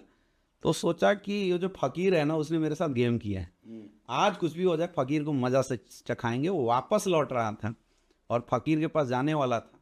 जैसे 100 कदम खड़ा था उसने देखा पीपल का पेड़, उसके नीचे एक आदमी बैठा हुआ है। उसने गेरुआ वस्त्र पहने हैं, चंदन लगाए हैं, धुनी रमाए हुए हैं। उसने देखा कि जो क्वालिटी बताया गया था वो क्वालिटी लिए वही फकीर बैठा था। वो तुरंत उसके चरणों में जा गिर पड़ा और बोला कि आपने 20 साल मेरे क्यों बर्बाद किए? उसने बताया, बेटा अगर तू गुरु की 20 साल तलाश नहीं करता ना तो तू गुरु की महिमा समझ नहीं पाता कि गुरु का क्या रोल है और मैं तेरे गुरु बनने लायक हूँ या नहीं। मैं अगर तुझे बोल देता कि मैं ही तेरा गुरु हूँ तो शायद तुम उस वैल्यू नहीं हमें देता। हमारे डायरेक्ट सेलिंग में सर ऐसा ही कुछ है। जिसको आसानी से जो भी अपलाइन मिला हुआ है लोग उससे दुखी हैं। क्यों दुखी हैं? क्योंकि लोगों की अपलाइनों से एक्सपेक्टेशन बहुत हाई, एक्स्ट्रा एक्सेप्टेशन। हाँ, एक्स्ट्रा एक्सपेक्टेशन है लोगों की। और इस दुनिया के अंदर एक्स्ट्रा एक्सपेक्टेशन की सर कोई सीमा नहीं है, कोई नहीं पूरा कर सकता। लोग बीवी से नाराज क्यों होते हैं? क्योंकि बीवी के प्रति एक्स्ट्रा एक्सपेक्टेशन है कि भाई घर जाएंगे तो जूता उतारेगी, खाना देगी, जो कि नहीं होता तो लोग नाराज होते हैं। यहाँ भी हमारे यहाँ अपलाइनों से बड़ी एक्सपेक्टेशन है लोगों की। अपलाइन मेरा 1 लाख चलाएगा, अपलाइन मेरा 2 लाख चलाएगा, अपलाइन मेरा खर्चा करेगा, अपलाइन मुझे समझाएगा। मैं निगेटिव हो सकता हूँ लेकिन अपलाइन जब निगेटिव हो तो मुझे क्यों नहीं समझाए? ये जो एक्स्ट्रा एक्सपेक्टेशन अपलाइन के प्रति है वही चीज़ है जो अपलाइन के प्रति निगेटिविटी डाल रहा है। अगर इस एक्स्ट्रा एक्सपेक्टेशन को समर्पण में बदल दिया जाए तो हर अपलाइन सर लोगों को अच्छा लगने लगेगा। और मैं बोलता हूँ सर, इस दुनिया के अंदर हर इंसान के अंदर अच्छाई है और हर इंसान के अंदर बुराई है। आप जिसके क्लोज हैं उसकी बुराई आपको दिख जाती है और जिससे दूर हैं उसकी बुराई आपको दिखती नहीं। कई लोगों को मैंने देखा जो इस अपलाइन को छोड़ के दूसरे के पास गए तो वहाँ पता चला कि इससे 10 कमियाँ और ज़्यादा थी। तो मेरा ऐसे डायरेक्ट सेलरों से एक ही रिक्वेस्ट है कि आपको आपके जीवन में ऊपर वाले ने जो अपलाइन दिया है, अपलाइन क्या है? अपलाइन एक भाव है। अपलाइन क्या है? अपलाइन एक फोटो है। आप उस अपलाइन को चाहो तो ग्राउंड में उतार के उससे मेहनत करा के कुछ हज़ार कुछ लाख रुपए कमा सकते हो, लेकिन आप चाहो तो उस अपलाइन को फोटो में लगा के उसके प्रति अपनी डाउनलाइन को समर्पित करके आप करोड़ों में कमा सकते हो।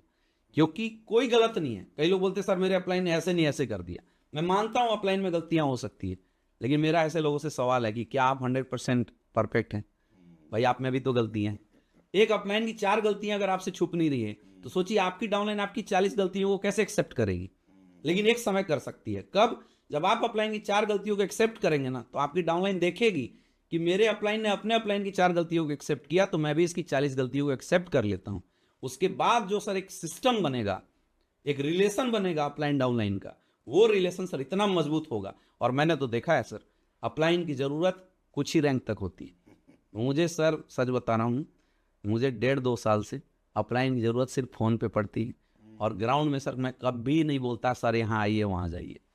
6-6 महीने में सर हमारी मुलाकात अपलाइन से होती है। फिर भी धंधा बहुत अच्छा चल रहा है, क्योंकि हमने अपनी टीम के अंदर अपलाइन को प्रमोट किया है, यूज़ नहीं किया। जो यूज़ करने वाले लोग हैं उनकी एक्सपेक्टेशन है, वो दुखी हैं। जो प्रमोट करने वाले लोग हैं तो प्रमोट तो फोटो से भी हो जाता है, फिर कोई प्रॉब्लम नहीं है। नहीं, और एक और चीज़ है सर कि एक बार जैसे जो टीम हमने बनाया, अगर उसकी स्ट्रक्चर को अगर एक बार आप खराब कर देते हो दोबारा शुरुआत करने के चक्कर में, फिर से दोबारा इस बात की कोई गारंटी नहीं कि सही बनेगा। इसमें क्या है अमित दुबे जी, बिल्कुल आप सही कह रही ना। और अपलाइन में कमियां हो सकती हैं, कमियां तो हमारे पिता में भी होती हैं, जिन्होंने हमें पैदा किया है। तो उनको छोड़ के कौन सा हम घर छोड़ के निकल जाते हैं। घर नहीं छोड़ना है, घर में बने रहना है। पिताजी कब सुधर जाए पता नहीं, बिल्कुल। पिताजी में कब करेक्शन आ जाए पता नहीं। घर ही छोड़ दिया तो फिर भटकना ही पड़ेगा। तो घर होती है आपकी कंपनी। अब कुछ लोगों ने कंपनी से चले गए और उनको मेरे तक फ़ोन आया, मुझ तक बात हुई है, सर कंपनी से दिक्कत नहीं, आपसे दिक्कत नहीं, अप्लायंस से दिक्कत है। अरे बेटा, अप्लायंस से दिक्कत है तो तूने घर क्यों छोड़ा? घर में बना रहता। अपलाइन तो स्पॉन्सर अपलाइन भी मिल सकता था, उससे ऊपर भी मिल सकता था, और क्या पता बिना अपलाइन के भी तू ग्रोथ कर जाता। बिल्कुल। क्योंकि इम्पोर्टेंस तो प्लेटफॉर्म की है। प्लेटफॉर्म ही छोड़ दिया, और क्या पता कल तेरा अपलाइन ही वो प्लेटफॉर्म छोड़ते, फिर पश्चाताप होगा, यार अपलाइन ही भी नहीं रहा, मैं भी छोड़ के आ गया, मैं भी बर्बाद हो गया। तो प्लेटफॉर्म से दूर कभी ना जाना। और अपलाइन कैसा भी हो, इंतजार करो, एक दिन आएगा, वो भी समझेगा। वो भी तो एक व्यक्ति है, मनुष्य है, उसमें भी तो अनमेच्योरिटी हो सकती है, इम्परफेक्शन हो सकता है, इतना एजुकेशन उसके पास नहीं मिली होगी, एक दिन आता है। लेकिन सब सुधर जाते हैं। और मैं आज अपने आप को बड़ा खुशनसीब मानता हूँ कि मैं इसलिए बैठा हूँ, मेरा कोई अपलाइन नहीं। अपलाइन फ्री बिजनेस किया मैंने। जी जी। क्यों? अपलाइन हो तो पॉजिटिव एनर्जी के लिए हो। जो व्यक्ति अपलाइन के साथ पॉजिटिव रहता है वही बड़ा बनता है। और हमारी संस्था में सर सबसे अच्छी बात है कि हमारे लाइन ऑफ स्पॉन्सर में कई अपलाइन है लोगों के लिए। तो अगर एक से प्रॉब्लम है तो भाई दूसरे को आप अपलाइन मान के काम कीजिए। पर अपलाइन बदलना आपके अनुसार सही नहीं। बिल्कुल सही नहीं है सर। मैं आज मतलब इतने बड़े प्लेटफॉर्म से रियल बता रहा हूँ, मेरे पास हर 4 दिन में कॉल आते हैं लोगों की दूसरी टीम से, सर मैं आपके साथ काम करना पड़ता हूँ। और सर मैं स्टेज पे बैठ के बता रहा हूँ, मैं लोगों को 1-1 घंटा समझाता हूँ कि तुम्हें क्यों नहीं आना चाहिए। क्यों नहीं आना चाहिए? क्यों नहीं आना चाहिए। मैं उनको बताता हूँ कि आप ठीक है आ जाओगे, मुझे तुम्हारे आने से फ़ायदा हो सकता है, लेकिन तुम्हारी करियर बर्बाद हो जाएगी। और कई लोग ऐसे ऐसे जिनकी इस माइंडसेट को मैंने चेंज किया है, जो हमारे कोलाइन थे उनको भी हमने समझा के जहाँ काम कर रहे थे वहीं काम करवाया। और आज सर वो diamond, blue diamond, black diamond, royal diamond ने, अब वो बोलते हैं सर थैंक यू, उस समय आपने नहीं समझाया था। क्या बात, क्या बात। बहुत मतलब बहुत बड़ा मैसेज है सभी डायरेक्ट सेलर्स के लिए जिन्होंने डायरेक्ट सेलिंग में अपना कैरियर लगाया। अच्छा, इसी में मैं पूछता हूँ कि क्रॉस लाइनिंग कहाँ तक सही है आपकी नज़रों में? क्रॉस लाइनिंग सर बिल्कुल सही नहीं। क्योंकि सबसे ज़्यादा विरोध क्रॉस लाइनिंग का आप करते हो। जी। नाम मेरा होता है कि संजीव सर कड़क है, जबकि कड़क आप जैसे बहुत से लीडर है जो कड़क है। हर डायमंड मीटिंग में आप आधे घंटे की स्पीच लेते हो कि क्रॉस लाइनिंग नहीं होनी चाहिए। क्यों नहीं होनी चाहिए क्रॉस लाइनिंग? बोलते हैं सर दूसरे का हक खा के अगर आप आगे भी बढ़ गए ना, पेट की भूख मिटा भी लिए, तो ज़्यादा दिन तृप्ति नहीं मिलेगी उस बात की। हमारे इंडस्ट्री में बोला जाता है कि दूसरे की बीवी और दूसरे की टीम सबको अच्छी लगती है, और जब वो अपनी टीम होती है तो लोग उसके बारे में उल्टी सीधी बातें करते हैं। क्रॉस लाइनिंग का मतलब है सर हम दूसरे की टीम को बरगला के अगर अपने साथ ले आए तो ये है क्रॉस लाइनिंग। अगर हम किसी की दूसरे की टीम को बरगला के अपने साथ ला रहे हैं तो इनडायरेक्ट रूप से हमने क्या किया? इनडायरेक्ट रूप से हमने किसी के पेट पे लात मारी, हमने किसी का हक छीना है। बद्दुआ लगे। और जिस इंसान का हमने हक छीना है वो एक बद्दुआ है, और किसी की बद्दुआ लग गई ना सर, आप सुकून से जी नहीं पाएंगे, पहली चीज। दूसरी चीज, जिस इंसान को आप भड़का के अपने साथ ला सकते हैं, कल उसको भी तो कोई भड़काएगा, क्योंकि उसके दिमाग में क्या गया, इससे अच्छा ये है। तो भाई आपका भी तो कोई बाप है जो भी अच्छा कोई हो सकता है। हो सकता है, सही बात है। आपने जिसकी टीम से लाए उसका करियर खराब कर दिया, जिसको लाए उसका भी करियर खराब कर दिया। आपका भी कुछ खास बनने वाला नहीं है, क्योंकि टीम में आने के बाद अगर वहां वो गड़बड़ है, आपके साथ आ रहा है तो भी गड़बड़ी करेगा। मैंने आज तक सर किसी एक लीडर को सक्सेसफुल होते हुए नहीं देखा जो क्रॉस लाइन करके आया है। हमारी कंपनी में शुरू के कुछ लीडर हैं जिनकी आदत ही क्रॉस लाइनिंग की। मैं प्रैक्टिकल बता रहा हूँ, उनको कई बार सजा भी मिल चुकी, वो नहीं मानते। क्योंकि वो चीज़ें सर टीम के अंदर भी डुप्लीकेट होती हैं, और फिर ये चीज़ें जब डुप्लीकेट होती है तो फिर हमारा ध्यान नए लोगों के डेवलपमेंट पे तो लगेगा ही ना। हम तो मुझे प्रैक्टिकली, मैं वैसे बहुत से लोगों को जानता हूँ जिनका फोकस ही क्रॉस लाइनिंग है, और लेकिन उनकी अचीवमेंट नहीं है उतनी जितनी होनी चाहिए, क्योंकि बड़ी अनइथिकल सी प्रैक्टिस है यार। यू हैव पीपल्स, अगर आपके पास 2 लोग हैं ना तो वही 2 लाख के बराबर, उन 2 पे फोकस तो करो, उन्हें प्यार तो करो, उन्हें एजुकेट तो करो, उनके साथ जाओ तो सही, भागो तो सही। और हमारे लिए तो सर जो क्रॉस करके आता है वो ज़्यादा ड्रामा करता है, उसके बजाय हम जो नई लीडरशिप है उस पर खर्चा करें और नए लोगों को ट्रेनिंग मीटिंग दे के डेवलप करें, तो पहला वो हमारे प्रति समर्पित होगा क्योंकि फ्रेशर से हमने उसको बनाया है। दूसरा, उसके कोई ड्रामा नहीं और करियर ज़्यादा अच्छा बनेगा लेस एफर्ट से। तो किसी भी एंगल से सर हम हिंदुस्तान के हर डायरेक्ट सेलर को एक ही चीज़ बताना चाहेंगे कि किसी की मान लो धंधा छोड़ के चला गया, उसके लिए हमारी संस्था ने रूल्स रेगुलेशन इसीलिए बना के दिए, तो वो बात तो अलग है। लेकिन किसी के हक को छीनना या किसी को मेंटली गुमराह करके गलत जगह पे लाके उसकी करियर बनाना, उसकी करियर को बर्बाद करना, ये किसी भी एंगल से गलत है, किसी भी एंगल से सही नहीं है, और हम तो इसका सर सख्त विरोध करते हैं। एक क्वेश्चन आपसे हो, जी सर। दोनों ऑर्गेनाइजेशन में काम करके जल्दी तरक्की आती है या एक ऑर्गेनाइजेशन में काम करके जल्दी तरक्की आती है? अच्छा, मैंने सर दोनों फील लिया है। मैंने देखा है जो लोग एक लेग में काम करते हैं वो सिर्फ पैसा कमाते हैं, और जो दोनों लेग में काम कर रहे हैं वो इज्जत मान सम्मान के साथ पैसा कमाते हैं। पिछले 5-6 सालों से डायरेक्ट सेलिंग इंडस्ट्री के अंदर ये चीज़ें मतलब आई है। लोग पावर की बात करते हैं, एक लेग की बात करते हैं, जबकि हम लोगों ने भी काम किया। लोग बोलते हैं सर अगर एक लेग मजबूत मिल जाए तो ग्रोथ फास्ट होगी। मैंने तो दोनों लेग पे काम किया, फिर भी कंपनी का रॉयल एम्बेसडर, और मुझे नहीं लगता है कि ग्रोथ बहुत स्लो है। मतलब रॉयल एम्बेसडर मीन्स कंपनी के पहले 6 लोगों में, हाँ बिल्कुल, और 6 में भी मतलब 5th पोजीशन पे आ गए हो आप। जी जी। और जबकि कंपनी कितने दिन बाद शुरू की थी आपने? 1.5 साल, 2 साल बाद। 2 साल बाद। 14 में शुरू हुई, हम 16 में शुरू हुए। तो और मैंने सर दोनों लेग में काम किया है। और आज भी मैंने करते हो? मैंने एक और चीज़ महसूस किया सर कि अगर आप एक लेग में काम करेंगे तो आपकी ग्रोथ किसी और के अनुसार होगी, लेकिन अगर आप दोनों लेग में काम करेंगे तो आपकी ग्रोथ आपके अनुसार होगी। और इसका मुझे बड़ा फायदा मिला।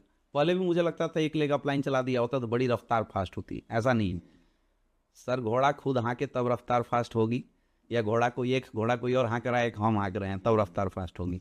मुझे लगता है दोनों में हमारी प्लान सर इतनी अच्छे से डिजाइन की गई है कि भैया अगर किसी को 20 लाख का भी बैलेंस दे दिया जाए तो एक दौर आएगा कि ब्रांड एम्बेसडर के लिए जरूरत पड़ेगी। नहीं का हो सकता। आज सर बच्चे छोटे हैं, आज अगर आप उनकी परवरिश करेंगे तो आपको पिता मानेंगे, आपको गार्जियन मानेंगे, आपकी बात मानेंगे, आपको मेंटर मानेंगे। सपोज हमने एक लेग में काम किया, कुछ दिन के बाद हमारा दूसरा लेग डाउन हुआ, अब हम वहाँ काम करने जाएंगे, सारे लीडर्स बड़े हो गए, आपको अपलाइन एक्सेप्ट ही नहीं करेंगे। तो आप चाह के भी उनके अपलाइन बन नहीं सकते हो, वो आपके प्रति समर्पित हो नहीं सकते हैं। और तब रियल में लोग की जो असली औकात होती है ना एक लेग वालों की, वहाँ समझ में आ जाती है। फिर वो लंगड़े हो जाते हैं, जिधर चलाए वो तो ठीक है, इधर वाला गड़बड़ हो गया। मैं जब बोलता हूँ ना लोगों को वैसा लगता होगा संजीव सर तो ये चाहते हैं कि बिजनेस चलाएं, बिजनेस चले, और इसलिए कहते हैं 2 लेग। अरे भाई जब तक आप 2 लेग पे खड़े नहीं हो दौड़ नहीं पाओगे। आपकी औलादें किसी और के पास है, वो कभी भी गला घोट के मार सकता है, और वो जिंदा है या रहेगा इसकी भी कोई गारंटी नहीं है। और ये लाखों एसपी करोड़ों एसपी चाहिए 100 करोड़ के चेक के लिए, ये तभी आएंगे जिसकी दोनों ऑर्गेनाइजेशन पे पकड़ है। तो मैं कह रहा हूँ भाई पकड़ करो। अगर आपका अपलाइन संभाल भी रहा है, आपको पावर बड़ा चला रहा है, तो भी अपलाइन का सपोर्ट करो जाके कि सर मैं भी आपके साथ काम करता हूँ, ये बोलो अपलाइन को। ये नहीं कि सर मैं तो इधर देखूंगा ही नहीं, मैं तो इधर आऊंगा ही नहीं। अगर ये करेंगे तो इसके 100% आपको नुकसान होने के चांसेस है। और हमने सर ये कल्चर दिया, अभी आप सर बता रहे थे कि ये टीम फास्ट ग्रोथ क्यों कर रही है, हमने अपनी टीम के अंदर कल्चर दिया। हमारी टीम का हर एक लीडर दोनों लेग पे बिजनेस करता है। और हम लोगों को बोलते हैं कि आप आइए, हम तन मन धन तीनों तरीके से सपोर्ट करेंगे और दोनों लेग में बिजनेस का सपोर्ट करके देंगे, लेकिन उसके बदले हमें भी आपसे वही चीज़ चाहिए कि आप भी अपने दोनों लेग पे बिजनेस कीजिए। और ये तो डिमांड है सर। सपोज में हमारा चेक इंसेंटिव से बन रहा है तो हम इंसेंटिव में काम कर रहे हैं, हमारा चेक बोनस बन रहा है तो हम बोनस से काम कर रहे हैं, हमारा चेक इंसेंटिव से बनता है, रैंक बोनस से छूटता है, तो हमें बोनस इंसेंटिव दोनों लेग में काम करना चाहिए। ये तो डिमांड है। और मैं बोलता हूँ वो मत करो जो आपको अच्छा लगता है, वो करो जो धंधे को अच्छा लगता है। धंधे की अगर डिमांड दोनों साइड की है तो दोनों लेग पे काम कीजिए, मजा आ जाता है काम करने। अमित जी, एक खास क्वेश्चन है, सर किसी भी व्यक्ति को कोई भी डायरेक्ट सेलिंग ज्वाइन करने से पहले किन बातों का ध्यान रखना चाहिए? ये सब मतलब मैं बोल सकता हूँ कि आज के समय में हिंदुस्तान में डायरेक्ट सेलिंग से जुड़े हुए सारे लोगों के लिए बहुत अहम सवाल है, और इसका जवाब बहुत लोगों के लिए बहुत ही महत्वपूर्ण है। क्योंकि जैसा मैंने बताया कि आज 90% लोग सिर्फ इस जवाब न मिल पाने की वजह से ऐसे ऐसी घटिया कंपनियों के साथ जुड़े हुए हैं जहाँ उनकी ज़िंदगी खराब हो रही है। मेरे अनुसार सर, किसी भी संस्था को चुनाव करने के लिए 5 चीज़ों का ध्यान में रखना जरूरी है, क्योंकि 5 चीज़ें इकोसिस्टम बनाती हैं।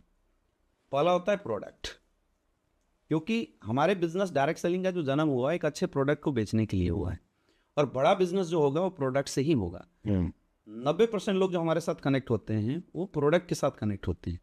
तो हमें सबसे पहला चीज़ यही ध्यान देना है कि हम जिस भी कंपनी के साथ जुड़ रहे हैं उसके प्रोडक्ट कैसे हैं, रिजल्ट ओरिएंटेड प्रोडक्ट है या नहीं है, कंपनी की खुद की R&D प्रोडक्ट है या नहीं है। और सबसे खास बात, अगर इसको चुनाव करना तो आप ऐसे चूज कीजिए कि अगर आप इस कंपनी में नहीं होते तो क्या आप ये प्रोडक्ट खरीदते। अगर जवाब यस आ रहा है इसका मतलब कंपनी के प्रोडक्ट अच्छे हैं, और अगर जवाब नो आ रहा है इसका मतलब प्रोडक्ट को बेचने के लिए कहीं ना कहीं अपॉर्चुनिटी का सहारा ले सकते हैं। बहुत बढ़िया। कंपनी प्रोडक्ट को लेके किस तरह का अपना मत रखती है, उसके डेवलपमेंट के पीछे कंपनी क्या काम कर रही है, ये छोटी छोटी चीज़ें हैं जो प्रोडक्ट को लेकर हमें समझना चाहिए। प्रोडक्ट की मैनेजमेंट तरीके से हो रहा है नहीं हो रहा है, प्रोडक्ट की डिलीवरी सिस्टम सही है या नहीं है, क्योंकि मैंने कई संस्थाओं को देखा जिनकी डिमांड प्रोडक्ट की आज होती है पहुंचती है 15 दिन बाद, तो ऐसे बिजनेस नहीं चलेगा। पहला है प्रोडक्ट। दूसरा चीज़ होता है पे आउट सिस्टम। अगर 100 लोग हमारे साथ आते हैं 90 लोग आते हैं प्रोडक्ट से, लेकिन 10% जो डायरेक्ट सेलर होते हैं, जो अपॉर्चुनिटी ग्रैब करने वाले लोग होते हैं, उनको चाहिए पे आउट सिस्टम। तो हमें चेक करना पड़ेगा कि कंपनी का पे आउट सिस्टम कैसा है। ओवर पे आउट भी डेंजरस है और लो पे आउट भी डेंजरस है। अकॉर्डिंग टू रूल्स, जैसा हर डायरेक्ट सेलर को अगर देखा जाए, लोग पूछते हैं भाई पैसा कहाँ से आता है, तो लोग बड़ी कॉमन एग्जांपल बताते हैं, कोका कोला के एग्जांपल लेके बताते हैं, 70% 30% का रेशियो बताते हैं। इसका मतलब कोई भी संस्था मार्केटिंग में 70% पैसा खर्च करती है। हम लोग क्या हैं डायरेक्ट सेलर, हम लोग डायरेक्ट सेलर मार्केटिंग वाले पार्ट में हैं। तो कोई भी संस्था अगर 60-70% का पैसा बांट रही है, इसका मतलब जो लोग हैं वो पैसा अच्छा कमाएंगे। तो कितने परसेंट पैसा बांटती है, किस प्लान से बांटती है, ज़्यादा मायने नहीं रखता। कैलकुलेटिव हो और कितना परसेंट पैसा सॉफ्टवेयर के अंदर कंपनी डालती है, ये बहुत मायने रखता है। अगर 60-70% का पैसा डाल रही है कोई भी कंपनी, तो फिर आप उस कंपनी को चूज कर सकते हैं। एक्सेस पैसे का अगर कोई वादा देता है तो भी गलत है, कम पैसा अगर कोई डाल रहा है तो भी गलत है। आज हमारे यहाँ गुमराह करने के लिए लोग 3 तरह के प्लान चला रहे हैं। एक फ्रेशर ओरिएंटेड प्लान होता है, जहाँ पे ज्वाइनिंग के वक्त इतना मोटा पैसा दिखा देंगे कि फ्रेशर लुहाना होकर जल्दी उसके साथ जुड़ जाता है, ये गलत है। कुछ लोग ऐसे होते हैं जो leaders oriented plan, senior oriented plan बना रखे हैं, ऊपर वाले दबा के पैसा कमा रहे हैं, नीचे वाले को कुछ नहीं मिलता। तो हमें चेक करना पड़ेगा, और इसको चेक करने का मैं बड़ा आसान तरीका बोलता हूँ कि आप पता कीजिए कि उस कंपनी में फ्रेशर कितने दिन में सक्सेसफुल हुआ है। अगर किसी भी संस्था में फ्रेशर सक्सेसफुल है, इसका मतलब उसका प्लान तगड़ा है, प्लान सही है, प्लान एक फ्रेशर को ग्रो कराने लायक है। लीडर तो हो ही जाएगा, लीडर को तो लीडर तो कहीं से हो जाएगा, सेमिनार पता है, लोगों को लीड करना आता है। लेकिन अगर किसी कंपनी में कोई व्यक्ति बिना नेटवर्किंग करे आया है और वो सफल हो रहा है, बिल्कुल प्रैक्टिकल बात है। अब ये कैसे होगा? तीसरी चीज, एजुकेशन सिस्टम। आज डायरेक्ट सेलिंग में सिर्फ पैसे की बात लोग कर रहे हैं, लेकिन ये तीसरा पार्ट बहुत महत्वपूर्ण है, एजुकेशन सिस्टम। हमें ये पूछना चाहिए सामने वाले अपलाइन से कि भाई साहब आपकी कंपनी में एजुकेशन सिस्टम कैसा है, क्योंकि इससे पता चलता है कि वो संस्था हमें बना क्या रही है। हमारे इंडस्ट्री में कौन लोग आते हैं? अनप्रोफेशनल लोग आते हैं, middle class, lower middle class के लोग आते हैं, बहुत ज़्यादा एजुकेटेड लोग आते नहीं हैं। अब उन्हें हम 70 करोड़ की बात बता रहे हैं, 100 करोड़ की बात बता रहे हैं, करोड़ों रुपए कमाने की बात बता रहे हैं, अब वो कैसे कमा सकते हैं विदाउट एजुकेशन सिस्टम? तो ये चेक करना बहुत जरूरी है कि उस संस्था की एजुकेशन सिस्टम कैसी है। अगर एजुकेशन सिस्टम पावरफुल है तो मतलब बिजनेस निकल जाएगा। उसके बाद प्रोडक्ट भी अच्छा है, पे आउट भी अच्छा है, एजुकेशन सिस्टम भी अच्छा है। फिर चौथा चीज चेक कीजिए, अपलाइन। आप जिसके साथ कनेक्ट हो रहे हैं उस अपलाइन का विजन कैसा है, वो कितना आगे जाने वाला है, कहीं लालची तो नहीं है, कहीं उसकी नीयत कहीं और तो नहीं है। जैसे सर आपने अभी बताया कि भाई अपलाइन भाग जाए वहाँ से तो फिर क्या करोगे, ये चेक करना बहुत ज़्यादा ज़रूरी है। अब ये चारों चीज़ जब आती है ना, तो डायरेक्ट सेलिंग का एक पॉजिटिव इकोसिस्टम बनाती है। अच्छा प्रोडक्ट, अच्छा पे आउट, अच्छा एजुकेशन सिस्टम, दमदार अपलाइन, एक पॉजिटिव इकोसिस्टम बनाती है। और बोलते हैं कि जब इस इकोसिस्टम में आप परफॉर्म करेंगे, यानी आपका भी रोल जरूरी है, पांचों चीज़ों से मुट्ठी बन रही है, प्रोडक्ट, पे आउट, एजुकेशन सिस्टम, अपलाइन और ये पांचवा हम, तब मुट्ठी बन रही है। और ये एक महत्वपूर्ण इकोसिस्टम बना रहा है डायरेक्ट सेलिंग का। और एक पॉजिटिव इकोसिस्टम में जब कोई इंसान काम करेगा तो उसकी ग्रोथ 100% होगी। किसी भी कंपनी के चुनाव में मैं बोलता हूँ ये चार चीज़ आप चेक कर लो, पांचवा तो आप हैं ही, और मेहनत कर दो, 100% करियर बनेगी। बहुत बहुत अच्छा मैसेज आपने दिया अमित जी। इसी में इस श्रृंखला में एक क्वेश्चन हो रहा है मेरे दिमाग में कि 96 से इंडिया में डायरेक्ट सेलिंग आई पूरा 2024 से। अगर मैं 1000 करोड़ से ऊपर टर्नओवर की बात करूं तो मेरे नज़रों में 6 कंपनी है, राइट। जी जी। अगर मैं उम्र की बात करूं 20-20 साल की उम्र की तो 5-6 कंपनी। और जबकि यहाँ आए थे 1-2-4 कंपनी रोज खुलती है, मतलब महीने में 150-200 खुलती है। अब महीने में 150-200 खुलती है तो 24 साल में, मतलब 24 और 4 28 साल हो गए, तो 12 दूनी 26 और 12 अट्ठे 96, 260 और 96 कितने हो गए मेरे, हो गए साथ 366 के आसपास। 366 महीने इंटू 150-200 कंपनी, तो 8-10 हज़ार कंपनियां, 20 हज़ार कंपनियां खुली हैं। 6-7 ही क्यों सरवाइव कर पा रही है? इतना लंबा सफर किया है, आपके अनुसार बाकी कंपनी में सरवाइव क्यों नहीं किया? लोग तो वहां भी गए थे, लोगों को बुला के और बता के तो वो लोग भी लेके गए थे। आप क्या मानते हो उसमें? सर बाकी कंपनियों में वो जो इकोसिस्टम बना के देना चाहिए था ना, वो इकोसिस्टम बना के नहीं दे पाई है, इसीलिए लोग सर्वाइव नहीं कर रहे। लोग जा रहे हैं जिस रफ्तार से, उसी रफ्तार से भाग के आ भी रहे हैं। क्योंकि क्षणिक लालच से आप प्रेजेंट में लोगों को खड़ा कर सकते हैं, फ्यूचर खड़ा करने के लिए लोगों को कैरियर दिखाई देना चाहिए। और कैरियर दिखाने के लिए ये सारी चीज़ें जब इक्वलाइज होकर जोर लगाएगी तभी ऐसा काम हो सकता है। और इंडिया में तो सर हमारा एडमिनिस्ट्रेटिव सिस्टम इतना मतलब ज़बरदस्त है कि यहाँ पे 1000 करोड़ के बाद कंपनी को स्टेबल करके रखना एक बहुत बड़ा चैलेंज होता है। और हिंदुस्तान में डायरेक्ट सेलिंग में जितने भी लोग हैं सर, मैं तो एक ही भाषा में बोलता हूँ, सब लोग संजीव कुमार नहीं होते। किसी की सोच ही नहीं रही है सर कि इंडियन डायरेक्ट सेलर को कुछ दिया जाए। ऐसा नहीं कि लोगों को पता नहीं है कि अच्छा प्रोडक्ट बनाना चाहिए, ऐसा नहीं है कि लोगों को पता नहीं है कि लोगों को कमवाना चाहिए, ऐसा नहीं है कि लोगों को पता नहीं है कि सही एजुकेशन सिस्टम देना चाहिए, लेकिन लोग अपनी लालच के चक्कर में जानबूझ के नहीं देते हैं। इंडिया के अंदर मैंने कई कंपनी के जो डायरेक्टर्स हैं उनको मैंने स्टेज से बोलते हुए देखा है कि डायरेक्ट सेलिंग प्रोडक्ट बेचने का बिजनेस ही नहीं है, वो ट्रेनिंग ऐसा दे रहे हैं। मतलब मैं तो जब सुना तो मैं अमेज हो गया कि भाई ये क्या बातें कर रहे हैं। वो बोलते हैं कि इंडिया अपॉर्चुनिटियों से भरा हुआ है। मैंने कई बड़े बड़े डायरेक्ट सेलरों को देखा जो बता रहे हैं कि इंडिया अपॉर्चुनिटी से भरा हुआ है, तो हम क्यों प्रोडक्ट बेचें। ये तो एक प्रकार से मिसलीड करने जैसा हो गया। तो बोलते हैं मिसलीड करके आप खुद का दुकान चला सकते हैं, व्यापार, बहुत बड़ा व्यापार खड़ा नहीं कर सकते। इन्हीं लोगों की वजह से परसेप्शन कहीं ना कहीं गलत वो हुआ है। पॉजिटिव नहीं गया सोसाइटी में जो जाना चाहिए था। और दूसरा रीज़न मुझे भी लगता है कि बड़े इजीली अप्रोचेबल है डायरेक्ट सेलिंग कंपनी खोलना, बड़े इजीली अप्रोचेबल है। तो हर आदमी को लगता है खोलो, कुछ आ जाएगा, ठीक है, कुछ लीडरों को ले जाओ, कई बार सीनियर लीडर हो जाते हैं, कुछ पैसा कमा लेते हैं, बोला एमडी बनने का शौक है लोगों को, इस चक्कर में बन जाते हैं। फिर लोग जाते हैं, 1-2 साल कबड्डी करते हैं, फिर भाग जाते हैं, और फिर वो भी बर्बाद और सबको बर्बाद करके परसेप्शन नेगेटिव कर देते हैं। क्योंकि इसके लिए विजन चाहिए होता है, स्ट्रॉन्ग विजन चाहिए होता है कि हमें जाना कहाँ है और हम ये काम कर क्यों रहे हैं। और मार्केट में सर एक चीज़ और है, ये जितने भी मनी रोटेशन है या मनी इन्वेस्टमेंट वाली कंपनियां चली है, अब एक इंसान जैसे इसमें ठग लिया जाता है तो उसके माइंड में एक चीज़ बैठी हुई है कि मैं ठग लिया गया, मैं भी 4 को ठग के निकल रहा हूँ। हाँ, ये सही बात। तो लोगों वाली भावना तो है ही नहीं ना लोगों के अंदर। लोग तो ये सोच रहे हैं कि ये peoples means material, we have to use them. अब कोई लोगों को मटेरियलिस्टिक रूप में देखेगा तो वो तो लोगों के कल्याण की बात नहीं करेगा, वो कभी भी लोगों की ग्रोथ की बात नहीं करेगा, लोगों से पैसे उठा के निकल जाएगा। बड़ा प्यारा बिजनेस है, इमोशनल बिजनेस है, जीते हैं डायरेक्ट सेलिंग को हम लोग। तो मतलब लोग इतना प्यार करते हैं, इतनी मोहब्बत करते हैं वो। यहाँ तो सही बताऊँ, यहाँ तो बिल्कुल भी हरकत नहीं करनी चाहिए कोई ऐसी गलत जिससे लोगों के कैरियर को कोई इफेक्ट पड़े। तो अमित जी आप कुछ पर्सनल हो जाए, कितनी कार मेंटेन कर रहे हो आज आप? सर हमारे घर में टोटल 4 कारें हैं अभी। अच्छा, कौन सी? एक होंडा सिटी, एक फॉर्च्यूनर, एक BMW, एक जैगवार। और अभी कोई कार और लेने अभी का? 2 कार सर मेरे टारगेट में है। एक तो मैं जनवरी में लेने वाला हूँ डिफेंडर टॉप मॉडल, अच्छा, और एक सर मेरा सपना है 2 सीटर कार का, वो भी अगले 2-3 महीने के अंदर वो भी अचीव करेंगे। एक डायरेक्ट सेलर जब इतनी बड़ी बड़ी कारों का मालिक बनता है मुझे बड़ी खुशी होती है, वो भी 6 कार। अमित जी, मात्र 29 साल उम्र है आपकी और इतनी कम उम्र में इतनी बड़ी सफलता, इसका क्रेडिट किसको देते हैं? सर मेरे अनुसार इसका सबसे बड़ा क्रेडिट है एसलीपीएस वेलनेस को, उस प्लेटफॉर्म को जिसने परफॉर्म करने का मौका दिया। इसका सबसे बड़ा क्रेडिट है सर हमारे मेंटर्स, सर आप हैं, महिपाल सर, शिव कुमार सर ने, जिन्होंने पल पल साथ दिया।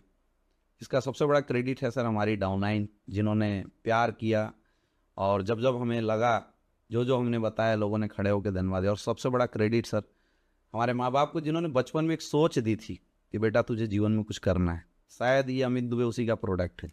सर 29 साल की उम्र है, इतनी कम उम्र में इतना पैसा, इतनी गाड़ियाँ, इतना इंजॉयमेंट, आप कैसा फील कर रहे हो? क्योंकि देखो एक कहावत है ना, when you understand the game of your life you are too old to play, या फिर कि जब आप रिच बनते हो और आप ओल्ड हो और रिच हो तो वो रिचनेस किसी काम की नहीं है। पेट में दांत नहीं, वो पेट में हाथ नहीं, मुंह में दांत नहीं, पैसे का क्या करोगे आप? आपका रियल टाइम टू एंजॉय, कैसा फील करते हो आप कि यार इतनी उम्र में मेरे पास ये सब कुछ है? सर बहुत अच्छा फील करते हैं, लेकिन वो आपने जो सर एक सोच डाल दिया ना जब से 100 करोड़ का तो अभी मतलब कुछ खासे अमीरी नज़र आ नहीं रहा है अभी तो लगता है सर कि जब 100 करोड़ कमाएंगे तब खुद को अमीर मानेंगे। अभी तो बस शुरुआत है सर ये। सर जैसा कि हमें पता है, क्योंकि मैं तो आपकी मैरिज अटेंड करने गया था और कोविड के टाइम था, आपकी शादी एक सेलिब्रिटी, पूर्वांचल की superstar singer Mrs Anu Dubey से हुई।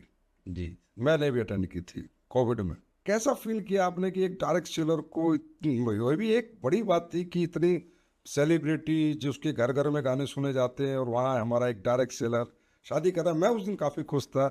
आपको कैसा फील हुआ था? एक्चुअल सर हमारी जो शादी थी वो लव मैरिज नहीं है। कई लोग तो ये सोचते हैं कि लव मैरिज है। क्योंकि आप लोग रोज इतना दिखते हो ना सोशल मीडिया पे, वैसे लव से भी बड़ा गहरा लव लगता है। तो हमारी शादी अरेंज मैरिज थी। हाँ।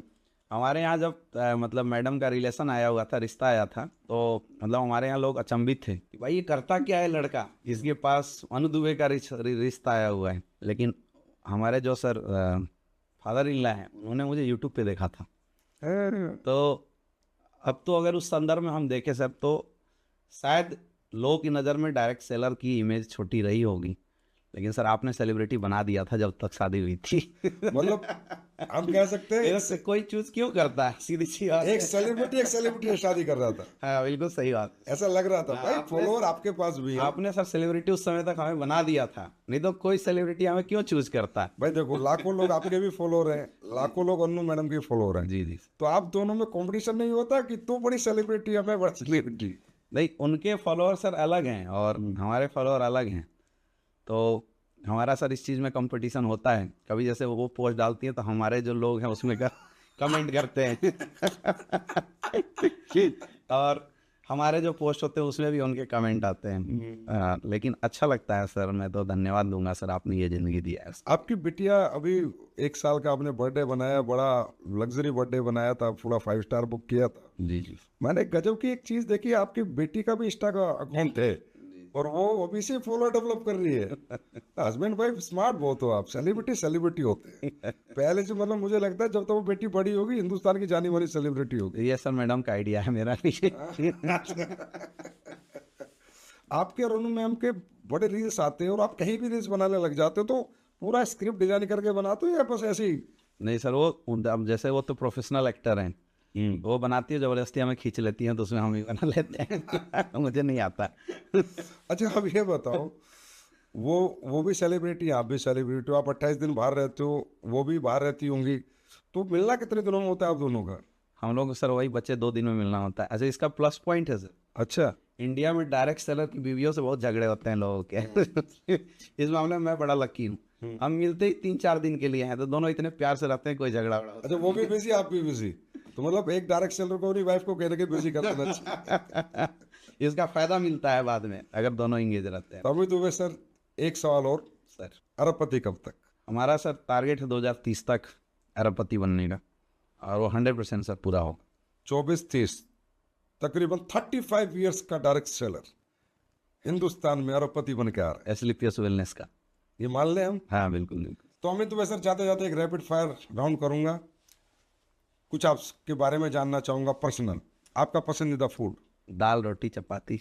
मैं बहुत सिंपल खाना खाता हूँ। Veg non veg? Veg pure. आपका मनपसंद स्पोर्ट्स? सर मेरा स्पोर्ट्स कोई भी नहीं है मनपसंद। अच्छा, कुछ नहीं खेलते? स्पोर्ट्स नहीं खेलता। आपकी मनपसंद सिंगर? आनंद दुबे। ये मैं जानबूझ के पूछ रहा हूँ। रियली वो बहुत अच्छा गाती हैं, मैं भी उनके गाने सुनता रहता हूँ। अब सर उन्हीं का सुनना पड़ता है, घर में क्या करेंगे। आपका मनपसंद एक्टर? एक्टर अजय देवगन। मनपसंद एक्ट्रेस? ऐश्वर्या राय। ऐश्वर्या राय। आपकी मनपसंद कार, ड्रीम कार? बेंटले, जिसमें सर इस पर बैठा के आपने मतलब चस्का लगा दिया है। आपका मनपसंद डोमेस्टिक टूर डेस्टिनेशन? गोवा। आपका मनपसंद international tour destination? International Dubai. आपका मनपसंद काम? Direct selling. मजा आता है सर करने में। अमित दुबे सर, आपसे आज इस लीडिंग लीडर्स के पॉडकास्ट में बात करके बहुत अच्छा लगा, और मैं रियली बताऊं तो मुझे भी आपसे सीखने को बहुत कुछ मिला। और इस पॉडकास्ट को जितने भी लोग देखेंगे, रियली उनको सीखने को और डायरेक्ट सेलिंग समझने को, और साथ साथ जिंदगी समझने को, और साथ साथ एक इंसान तरक्की के बाद कैसा रहना चाहिए, होना चाहिए, वो सब जानने को मिलेगा। तो मुझे बहुत मजा आया आपके साथ बात करके। Thank you so much dear Amit. Thank you sir, thank you so much. दोस्तों, आज फिर हमने लीडिंग लीडर्स के इस पॉडकास्ट पे एक चार्मिंग यंगस्टर और एक कामयाब व्यक्तित्व को सुना, और फिर वही एक बार सिद्धांत जो हम साबित करना चाहते हैं कि लीडर किसी भी फील्ड का हो, किसी भी प्लेटफॉर्म पे काम कर रहा हो, सिद्धांत एक जैसे ही रहते हैं। आप सिर्फ प्लेटफॉर्म चुनिए, सिद्धांत हम बताएंगे, विश्वास हम दिलाएंगे। आपको सफल बनाने के लिए लीडिंग लीडर्स हमेशा आपके साथ है। मिलते हैं अगले पॉडकास्ट में फिर एक कामयाब हस्ती के साथ। जब तक के लिए नमस्कार।